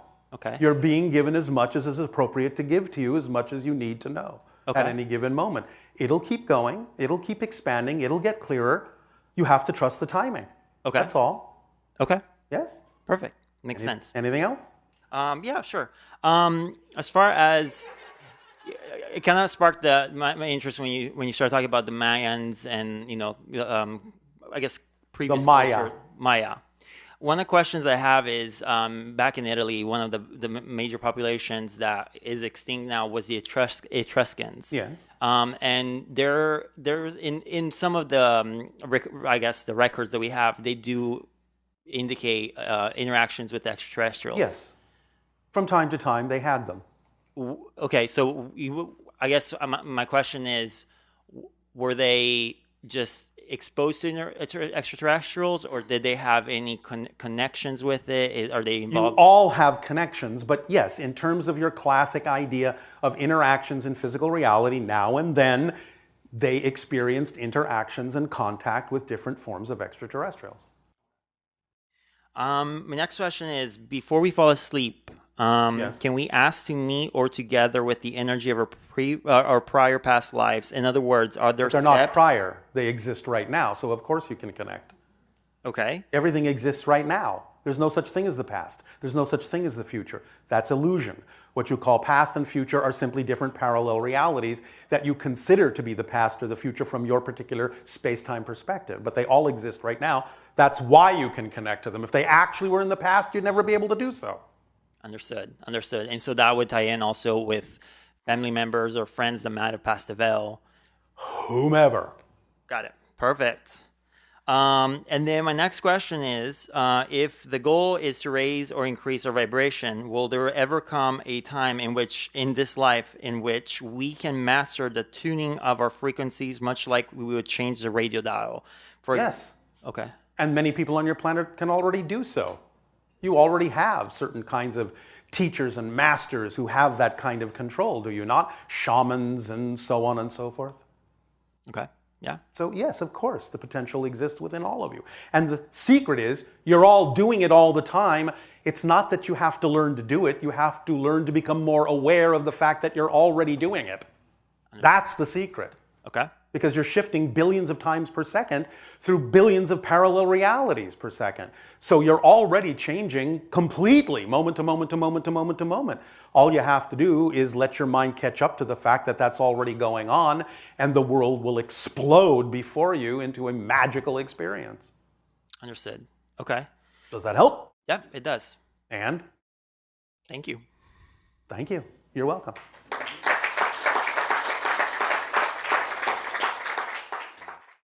Hello. And to you, good day. Thank you. I'd like your advice. Oh, all right. The doctor is in. Good. I grew up with not knowing who my parents were. All right. And I've recently found my mother. Yes. I'd like to find my father. Go right ahead. I'd like to know how to go about doing that. Check the records of certain family organizations in your area called Wisconsin. Okay. See what happens. All right. See where that leads you. Okay. I'll do that. Anything else? That's it. All right, thank you. Happy hunting. Thank you.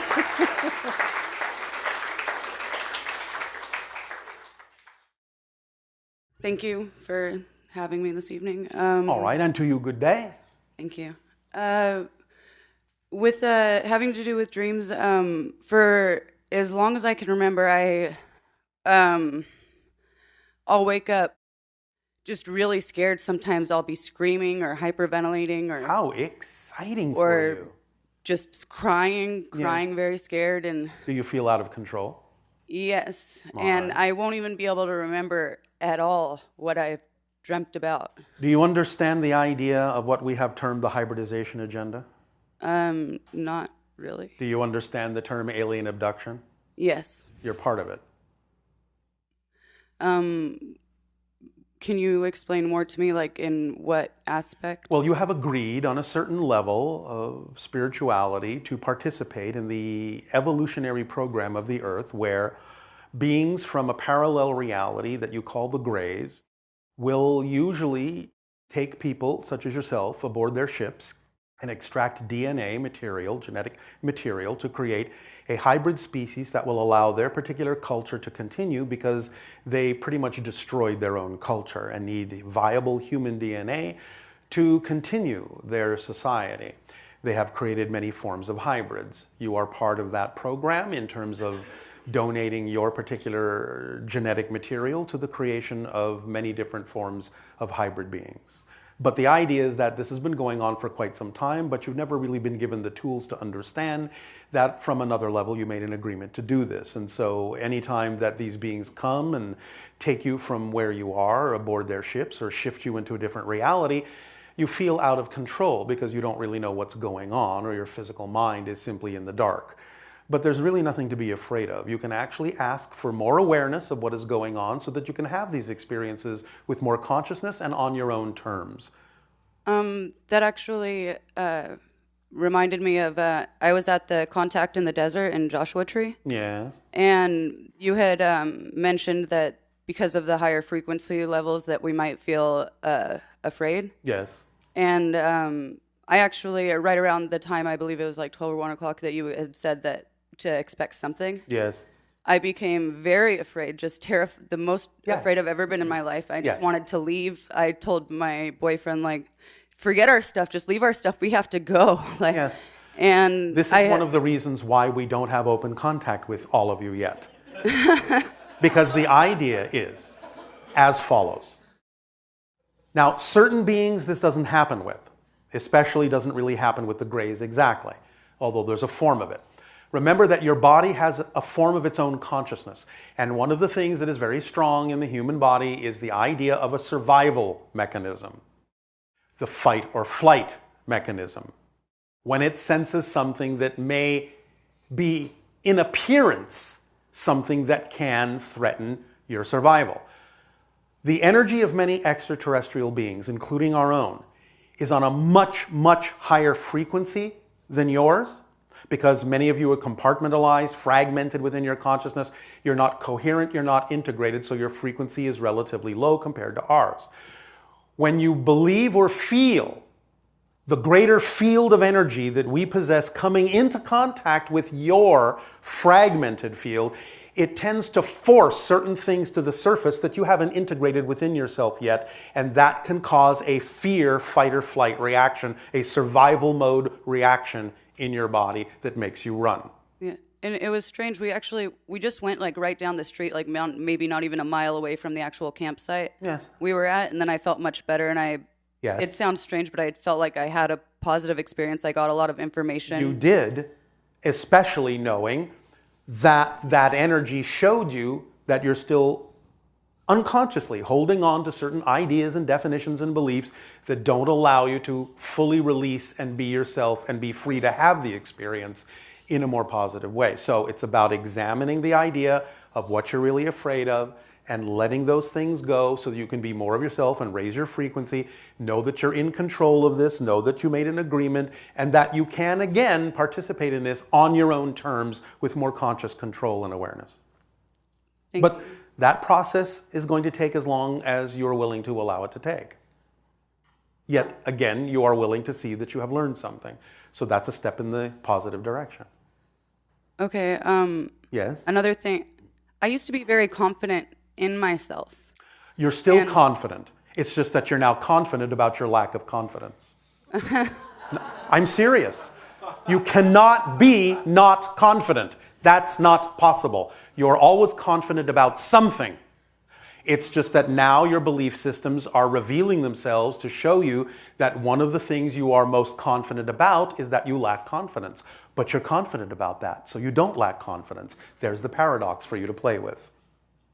Thank you. It's about learning to be confident in what you prefer. You don't have to learn to be confident. You're already confident. Just be confident in what you prefer to be confident about instead of what you don't prefer to be confident about, such as lacking confidence, which is not possible.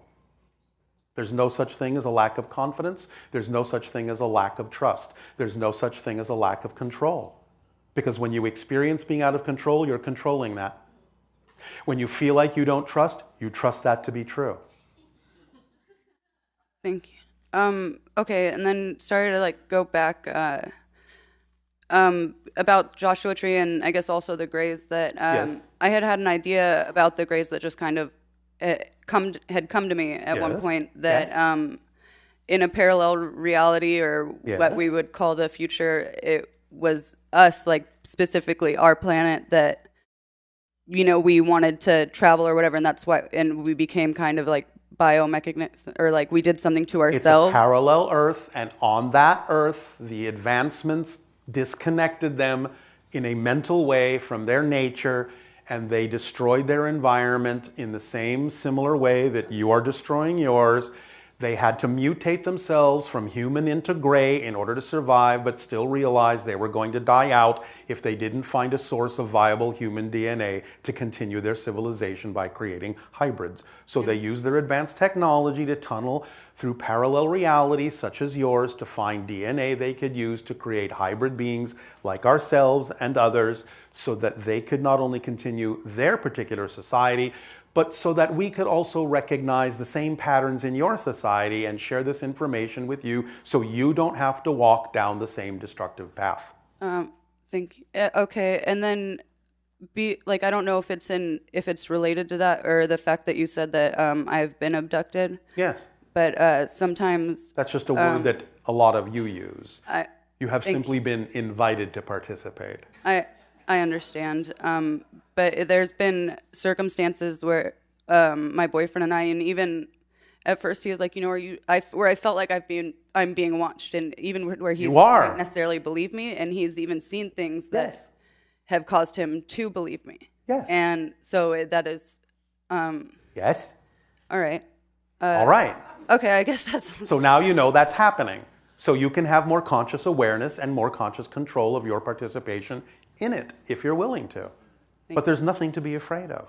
Okay, and then this is the last thing. Yes. After Joshua Tree, for about 2 weeks after that late at night, I would hear a very, I can't describe it any other way than an alien noise. It's like almost what you would expect to hear from like a sci-fi movie, like the noise that they play anyway, that I would hear that, and I would see like a blue light, or like a light that that's not coming from any source. Yes. And well, it is coming from a source. It's just that it's coming from an interdimensional source. A source that I can't. Even at one point, I had woken up. Yes. And when I awoke, it was the best way I can describe it is like the Agent Orange thing, where they have like somebody's like eyes pried open and they show all these pictures, like. Yes. And so that's the kind of what I experienced, like just a bunch of pictures flashing in my head. You have been shown many pictures telepathically about the possibility of your world going down the same path as the Greys. And it ended on I want to say a silhouette of a very tall, thin man, but what it was it was black, and the man was the light. Yes, but you were looking at the mantis. So it's a mantis? What people on your planet refer to as the mantis beings are the ones in charge of the hybridization agenda over the Greys. They bear a resemblance to the praying mantis insect on your planet, so are basically very tall and thin. Okay. Now, do you understand? Do you understand that you have hybrid children? Oh, I didn't before. I guess I do now that you've said that. Oh, very good. But that's a story for another time for you. Right now, at this time, before you go to sleep, just take a few deep breaths and say, all right, I'm ready to understand my relationship with you, my agreement with you from a more conscious perspective, so I may participate on my own terms more openly, more clearly. Okay. All right? And see what happens. If you feel fear, that's all right. You can take it a step at a time and say, all right, wait a minute, let me get used to this, and then see if it passes. They will cooperate and they will work with you if you are willing to open up. All right. And you can do it in whatever way works for you. All right? Okay. Now, one moment. Okay. What's your favorite scent? Oh man. Tea tree. Is that a guess? Well, I like essential oils. Like I like a lot of scents. Like I can think of like a favorite perfume I have. What would be the one that would allow you to feel calm?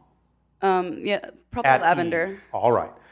Then it would probably be helpful as a permission slip for you to have that scent prominent in your room when you go to sleep, when you're asking for more conscious participation, so that you will be more at ease, knowing that you are creating, with the lavender scent, the environment that you prefer in which that exchange and encounter can occur. All right, thank you. So you're bringing something to the party. Yeah. You understand? Yeah. You're not arriving empty-handed and going, oh no, I don't know what to do. Yeah. Yes? Bring something to the party. It will help. Okay, sorry, I know I said the last thing was the last thing, but this.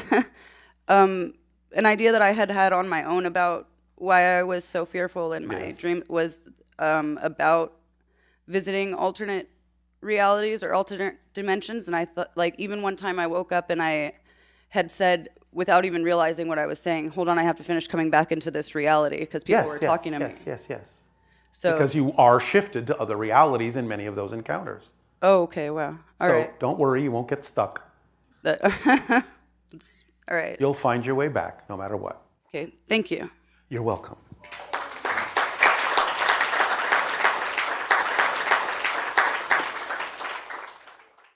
Hello, Tadeo. Hello, Nania. No, somebody just asked me a question here, so I think it's time for me to ask you stream questions. All right. So, the first question has to do with a person's dreaming. In fact, there's a lot of questions about dreams, so I'll share some of those with you. I often go into a dream space that feels like a lower astral gray ghetto, like environment. Like I said, there is a lower astral realm that's very close to physical reality that can have a little bit of that feeling to it, which is why a lot of the idea of beings that are acting as quote-unquote ghosts or hauntings occupy that level. It is somewhat colorless, yes, because it's kind of a limbo state where they sometimes don't even know that they're dead, don't know what to do, don't know where to go, maybe caught up in certain belief systems that are negative, maybe working certain things out on that state. So yes, it does have kind of a gray pallor to it from time to time. And he says that he has a feeling of a mission to get to a specific place to deliver something or find someone. Yes. And then he wakes up feeling quite heavy from these dreams. Yes. How is this different than the lower astral creation space you mentioned earlier? Well, as I said, it's not different. But the idea is that you may be searching for a friend who may be a little bit lost in that particular realm, attempting to help them. But because you're taking on some of that vibration and it's so close to the physical reality, when you reconnect with physical reality, it can be like sort of bringing back extra energy that converts into mass, sort of, more densely, and that's why you feel heavy for a while, until you let it go back to the lower astral. Thank you. Yes. And then this one is, when you're in deep meditation, can you experience Dreamworld, or is it kind of the same thing as... You can have glimpses of it, yes. Is it the same thing as lucid dreaming? It can be, but not always. Like, what's the difference between astral projection and lucid dreaming? Well, astral projection can be the result of lucid dreaming, which is simply another way of saying you understand that you're creating the dream, you're awake in the dream, and therefore can do what you wish. You can control what's going on. You can realize that you might be, classically speaking, out of your body, and therefore begin an astral journey. So lucid dreaming can be a step towards allowing you to have an experience of astral projection. And do people visit other lifetimes in their dreams? Oh, absolutely. But again, remember, all lives exist simultaneously. But yes, you can do that. You can have that experience. Absolutely. What about if someone's dreaming about tsunamis? What about it? Does that mean it's a prediction of the future? Not necessarily. Remember, there's no such thing. There's only a sensing of the energy that exists at the moment the prediction is made, but they may be sensing a reality with a high degree of probability behind it, or they may be sensing a reality that is representative of a fear they may have from the physical level, and by sensing that and seeing what the probability is, then it's possible they may also engineer to change that particular outcome. So it just depends on what they do with that information. And isn't water also sort of a symbol of emotionality? It can be. So again, you have to take this on a person-by-person basis. You can't overgeneralize. So the key is to pay attention to what's relevant for you as a person. Yes. Like maybe it is the idea of being overwhelmed by emotionality. It could be. Or it could be a prediction of the future that doesn't exist. It could be. You have to make that determination based on what it is you learn about yourself from that dream experience and how honest you are about digging into what you believe to be true about yourself. So sometimes it's a good idea to, when you wake up in the morning, to just stay with the dream. Absolutely. Give yourself that moment. Give yourself a few moments. Let it come back. Explore it. Find out what it means to you. Find out how it makes you feel about yourself. Find out that you might learn something about yourself by having had that experience. Yes. The heaviness that I think other people also have said that they feel like sometimes you can wake up in the morning and you feel so heavy, like you. And sometimes that's the difference between the idea of physical reality and the idea of being non-physical. Physical reality can feel heavy by comparison to being in the astral form because it is a denser vibration. So the heaviness can come from that too. So is it easier to learn in the dream world? Depends. Because one person was saying they would really like to be able to levitate things, and that they've been pretty successful at it in the dream world. All right. Well, again, remember, the key to levitation in physical reality is to begin with lightening up. I think that message was received.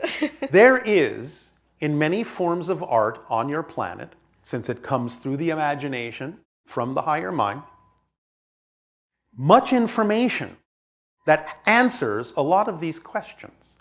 And as we have said previously, and especially with regard to that particular question, you have a particular film on your planet that you know as The Matrix. And in The Matrix, there is one particular line that answers that question definitively. It goes, even though the question is about levitation, to also the idea of making material objects seem to be manipulated by your mind. Spoon bending. And in that movie, the answer is clear. The only way you can do it is to understand there is no spoon.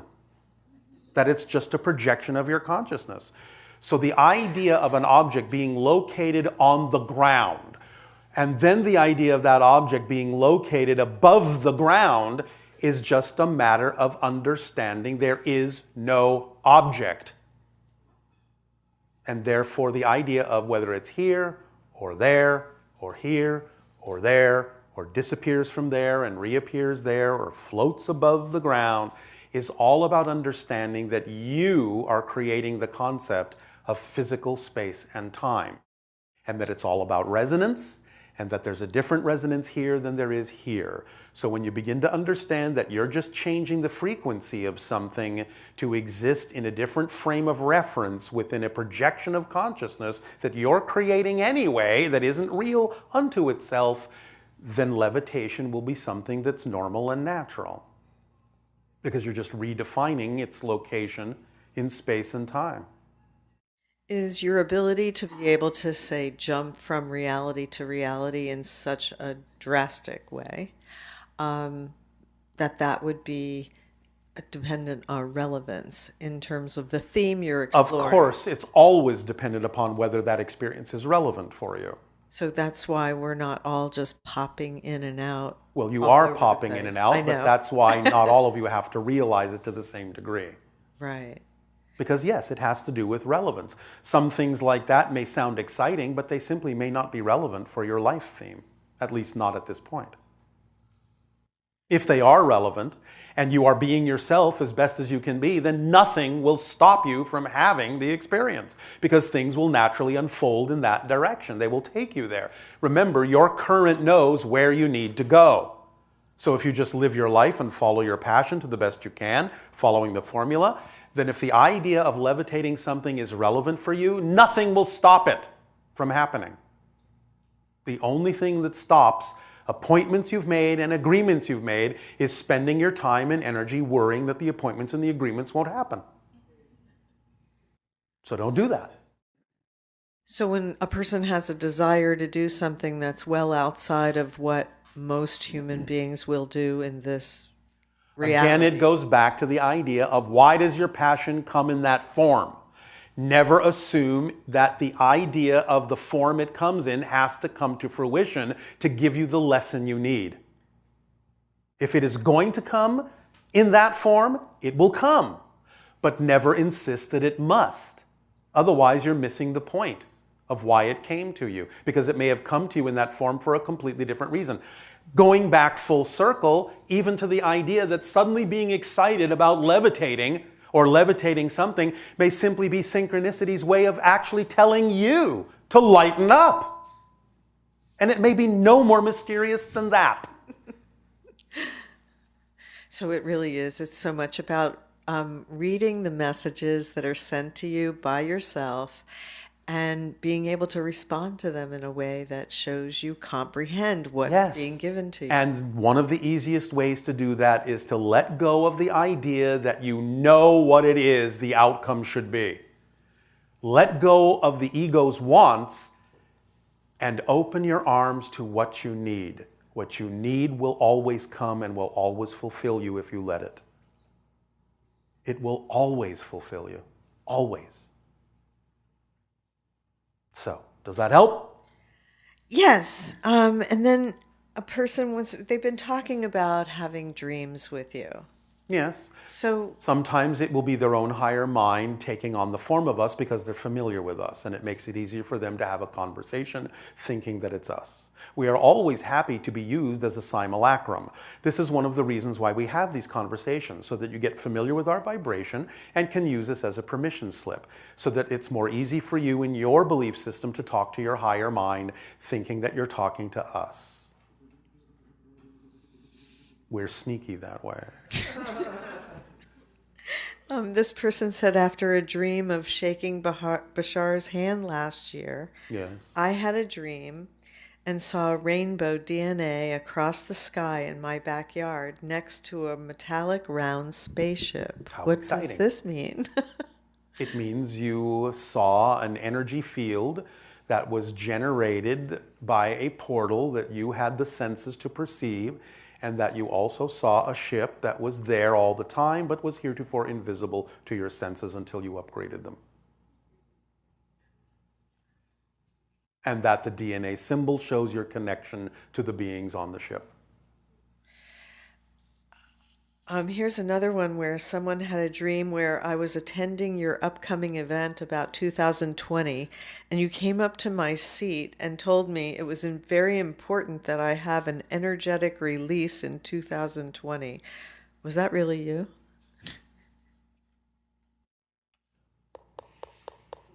In that particular case, it was a part of us. Not all of us, but a part of us. If we avoid dealing with trauma that happens in childhood, does that hold us back from having contact or more contact? Or the kind of contact that it ends up leading to? It could, because what you're simply saying is you're avoiding looking at the idea of fear-based belief systems that you have bought into. So it could. Okay. And then finally, many of us here are also artists and would love to see your sculptures on Asasani. Could you plan with some mass exposition to see your artworks, taking us, we the bald and curious ones, on a mass ride to your planet in the dream state? Yes, that can be done, and from time to time actually has already been done with some individuals. At the same time, it can be that at some point in the years to come, representations of some of the sculptures can be, at least in some form, recreated on your planet so that you at least have an idea of what it is we're creating on ours. That sounds wonderful. Yes. Anything else? So, because it's about time for your break and your holotope experience. Okay. So, at this time, enjoy a short break. We will resume this transmission to crystallize in the idea of your ability to more consciously visit the dream world with your holotope experience as the transmission continues.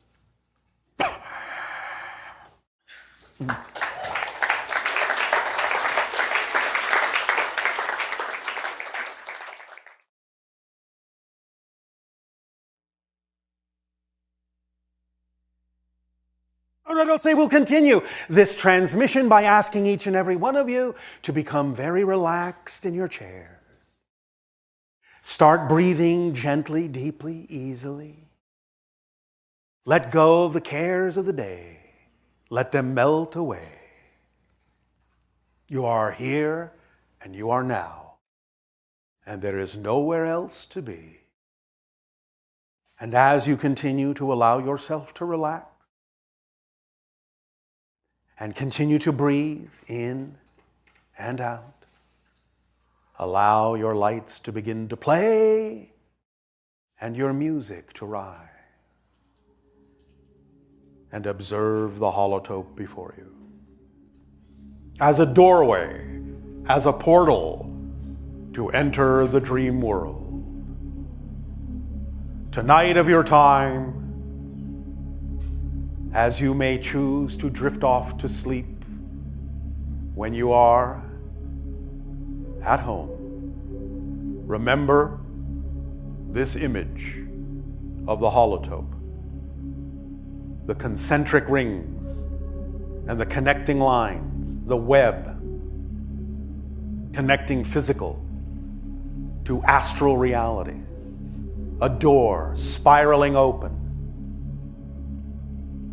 a portal, an opening in the very thin veil between the physical and non-physical dreams, all taking place within your consciousness. Use this image. See it suspended before you in the air before you go to sleep this night. And allow it to function as a door, as a gate. See the play of lights upon it. Let them infuse themselves into the neural net of your brain, so that you may rewire yourself to be more receptive of the higher frequency information and energy that can be given to you from the astral realms of spirit. Hear the vibrational resonance of the music to take home with you this night, that is reminiscent of a journey through space and time, and seeing through the veil, seeing through the illusion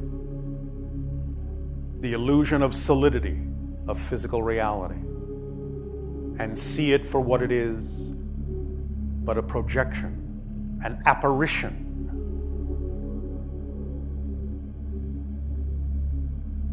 Your consciousness, as it opens up and allows the portal to truly become a gate, a door, a window between two worlds, so that they may be blended into one experience for you, so that you may cross effortlessly from one to another as you drift off and let the physical mind relax this night and take on the mantle of your spirit, of your higher mind,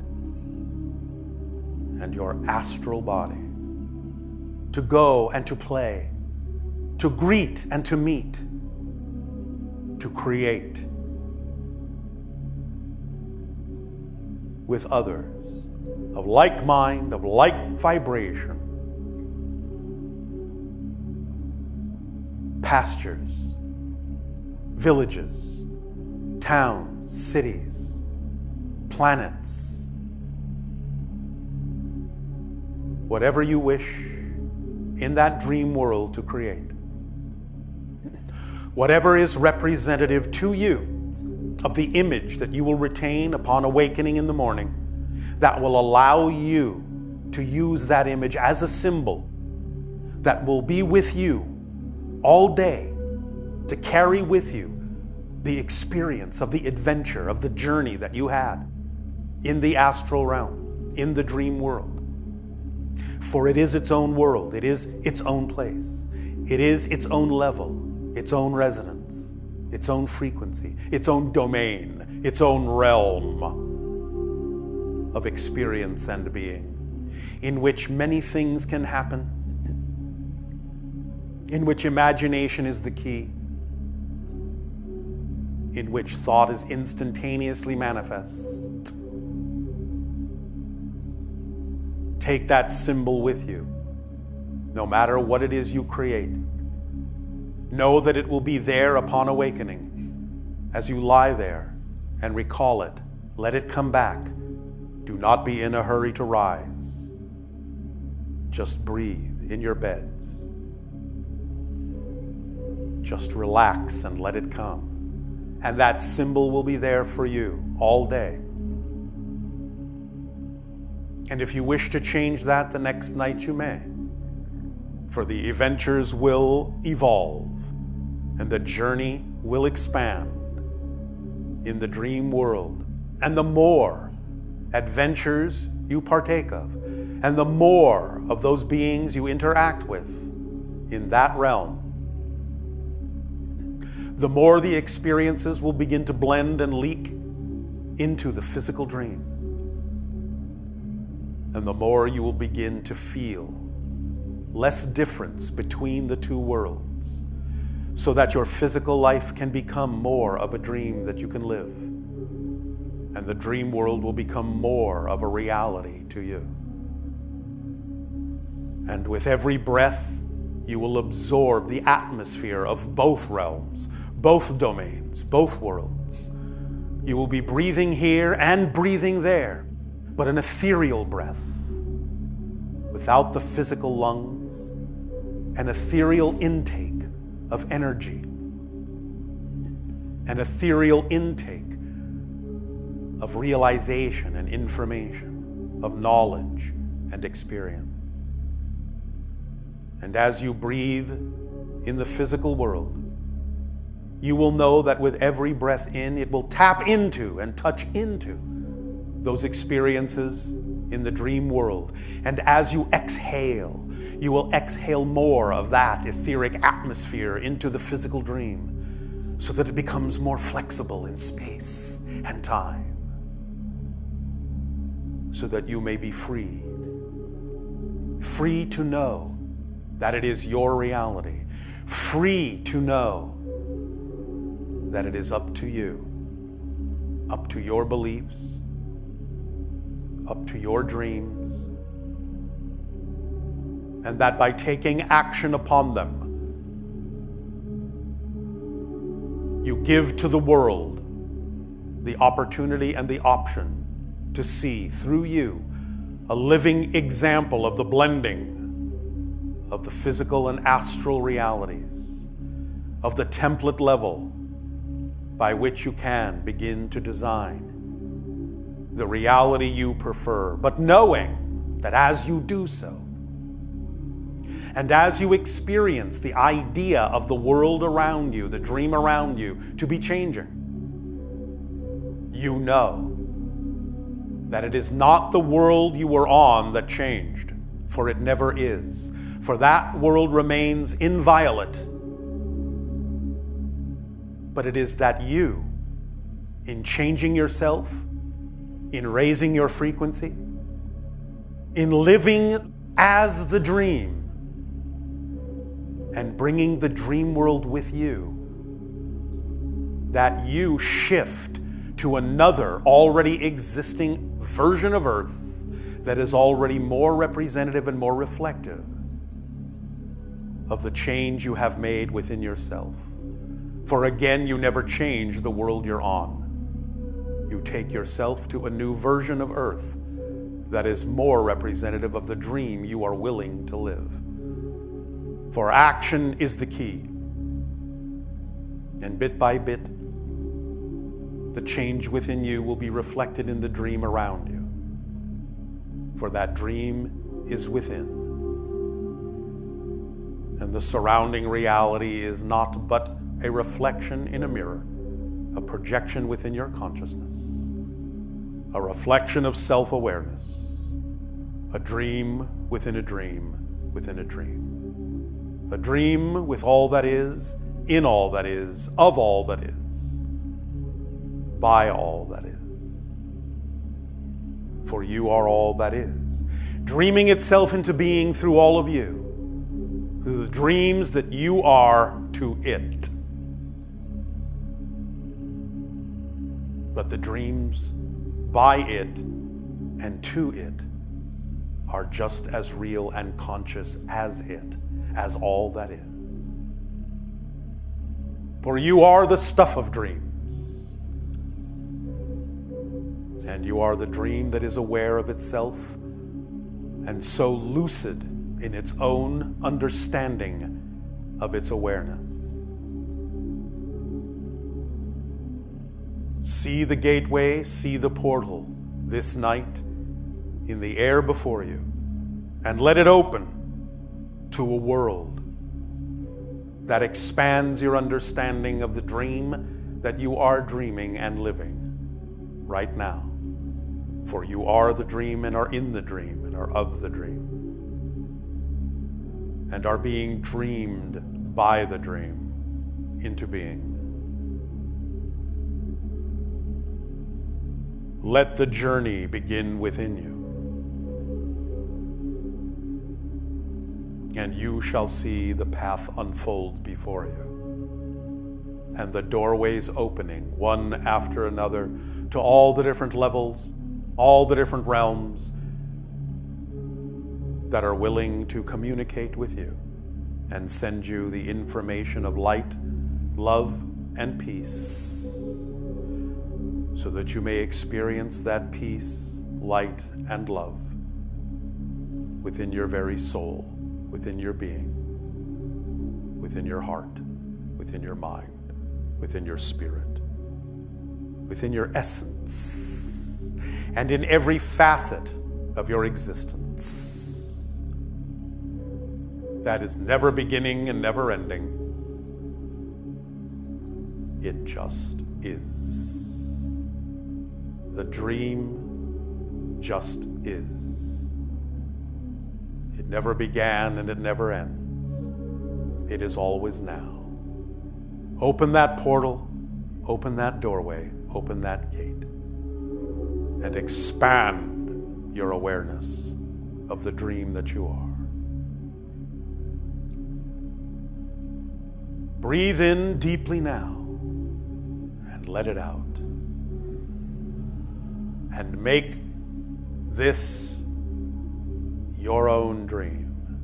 Breathe in now, deeply, and let it out. And allow this to be your dream. Breathe in deeply and hold it, and hold it, and hold it, and feel the infinite potential and possibilities within the breath you now release as you bring through the etheric atmosphere of the astral realm in its own vibration as it relates to the physical dream, so that both may be blending more and more, so that you may walk in that dream with eyes wide open, awake to your true nature, so that you may be more and more of who you truly are as the dream of all that is. Allow yourself to float freely now in the dream state, and this night of your time, and every night that you so desire, open that portal more and more, journey more and more between the worlds, and allow them to blend in ways that are relevant for you. Allow the magic to occur. Allow time and space to dissolve. Allow, allow, allow. Float freely now as your music dims and your lights pale. Float freely in the depth of existence, nurtured by eternity and unconditionally loved by all that is. The dream within the dream within the dream. Rest and relax and breathe easily. And know that this night of your time will begin a new journey between different dreams, charting a course and creating a map for yourselves so that you may know what was previously uncharted territory as it unfolds before you with new awareness, new knowingness, new experiences, new life, new love, and new light to show you the way, your way. Relax now in that beautiful, endless void that is filled to the brim with existence itself, with the breath of life. And every breath you take shall be another dream, another step along the path of who you truly are. Welcome home and sweet dreams.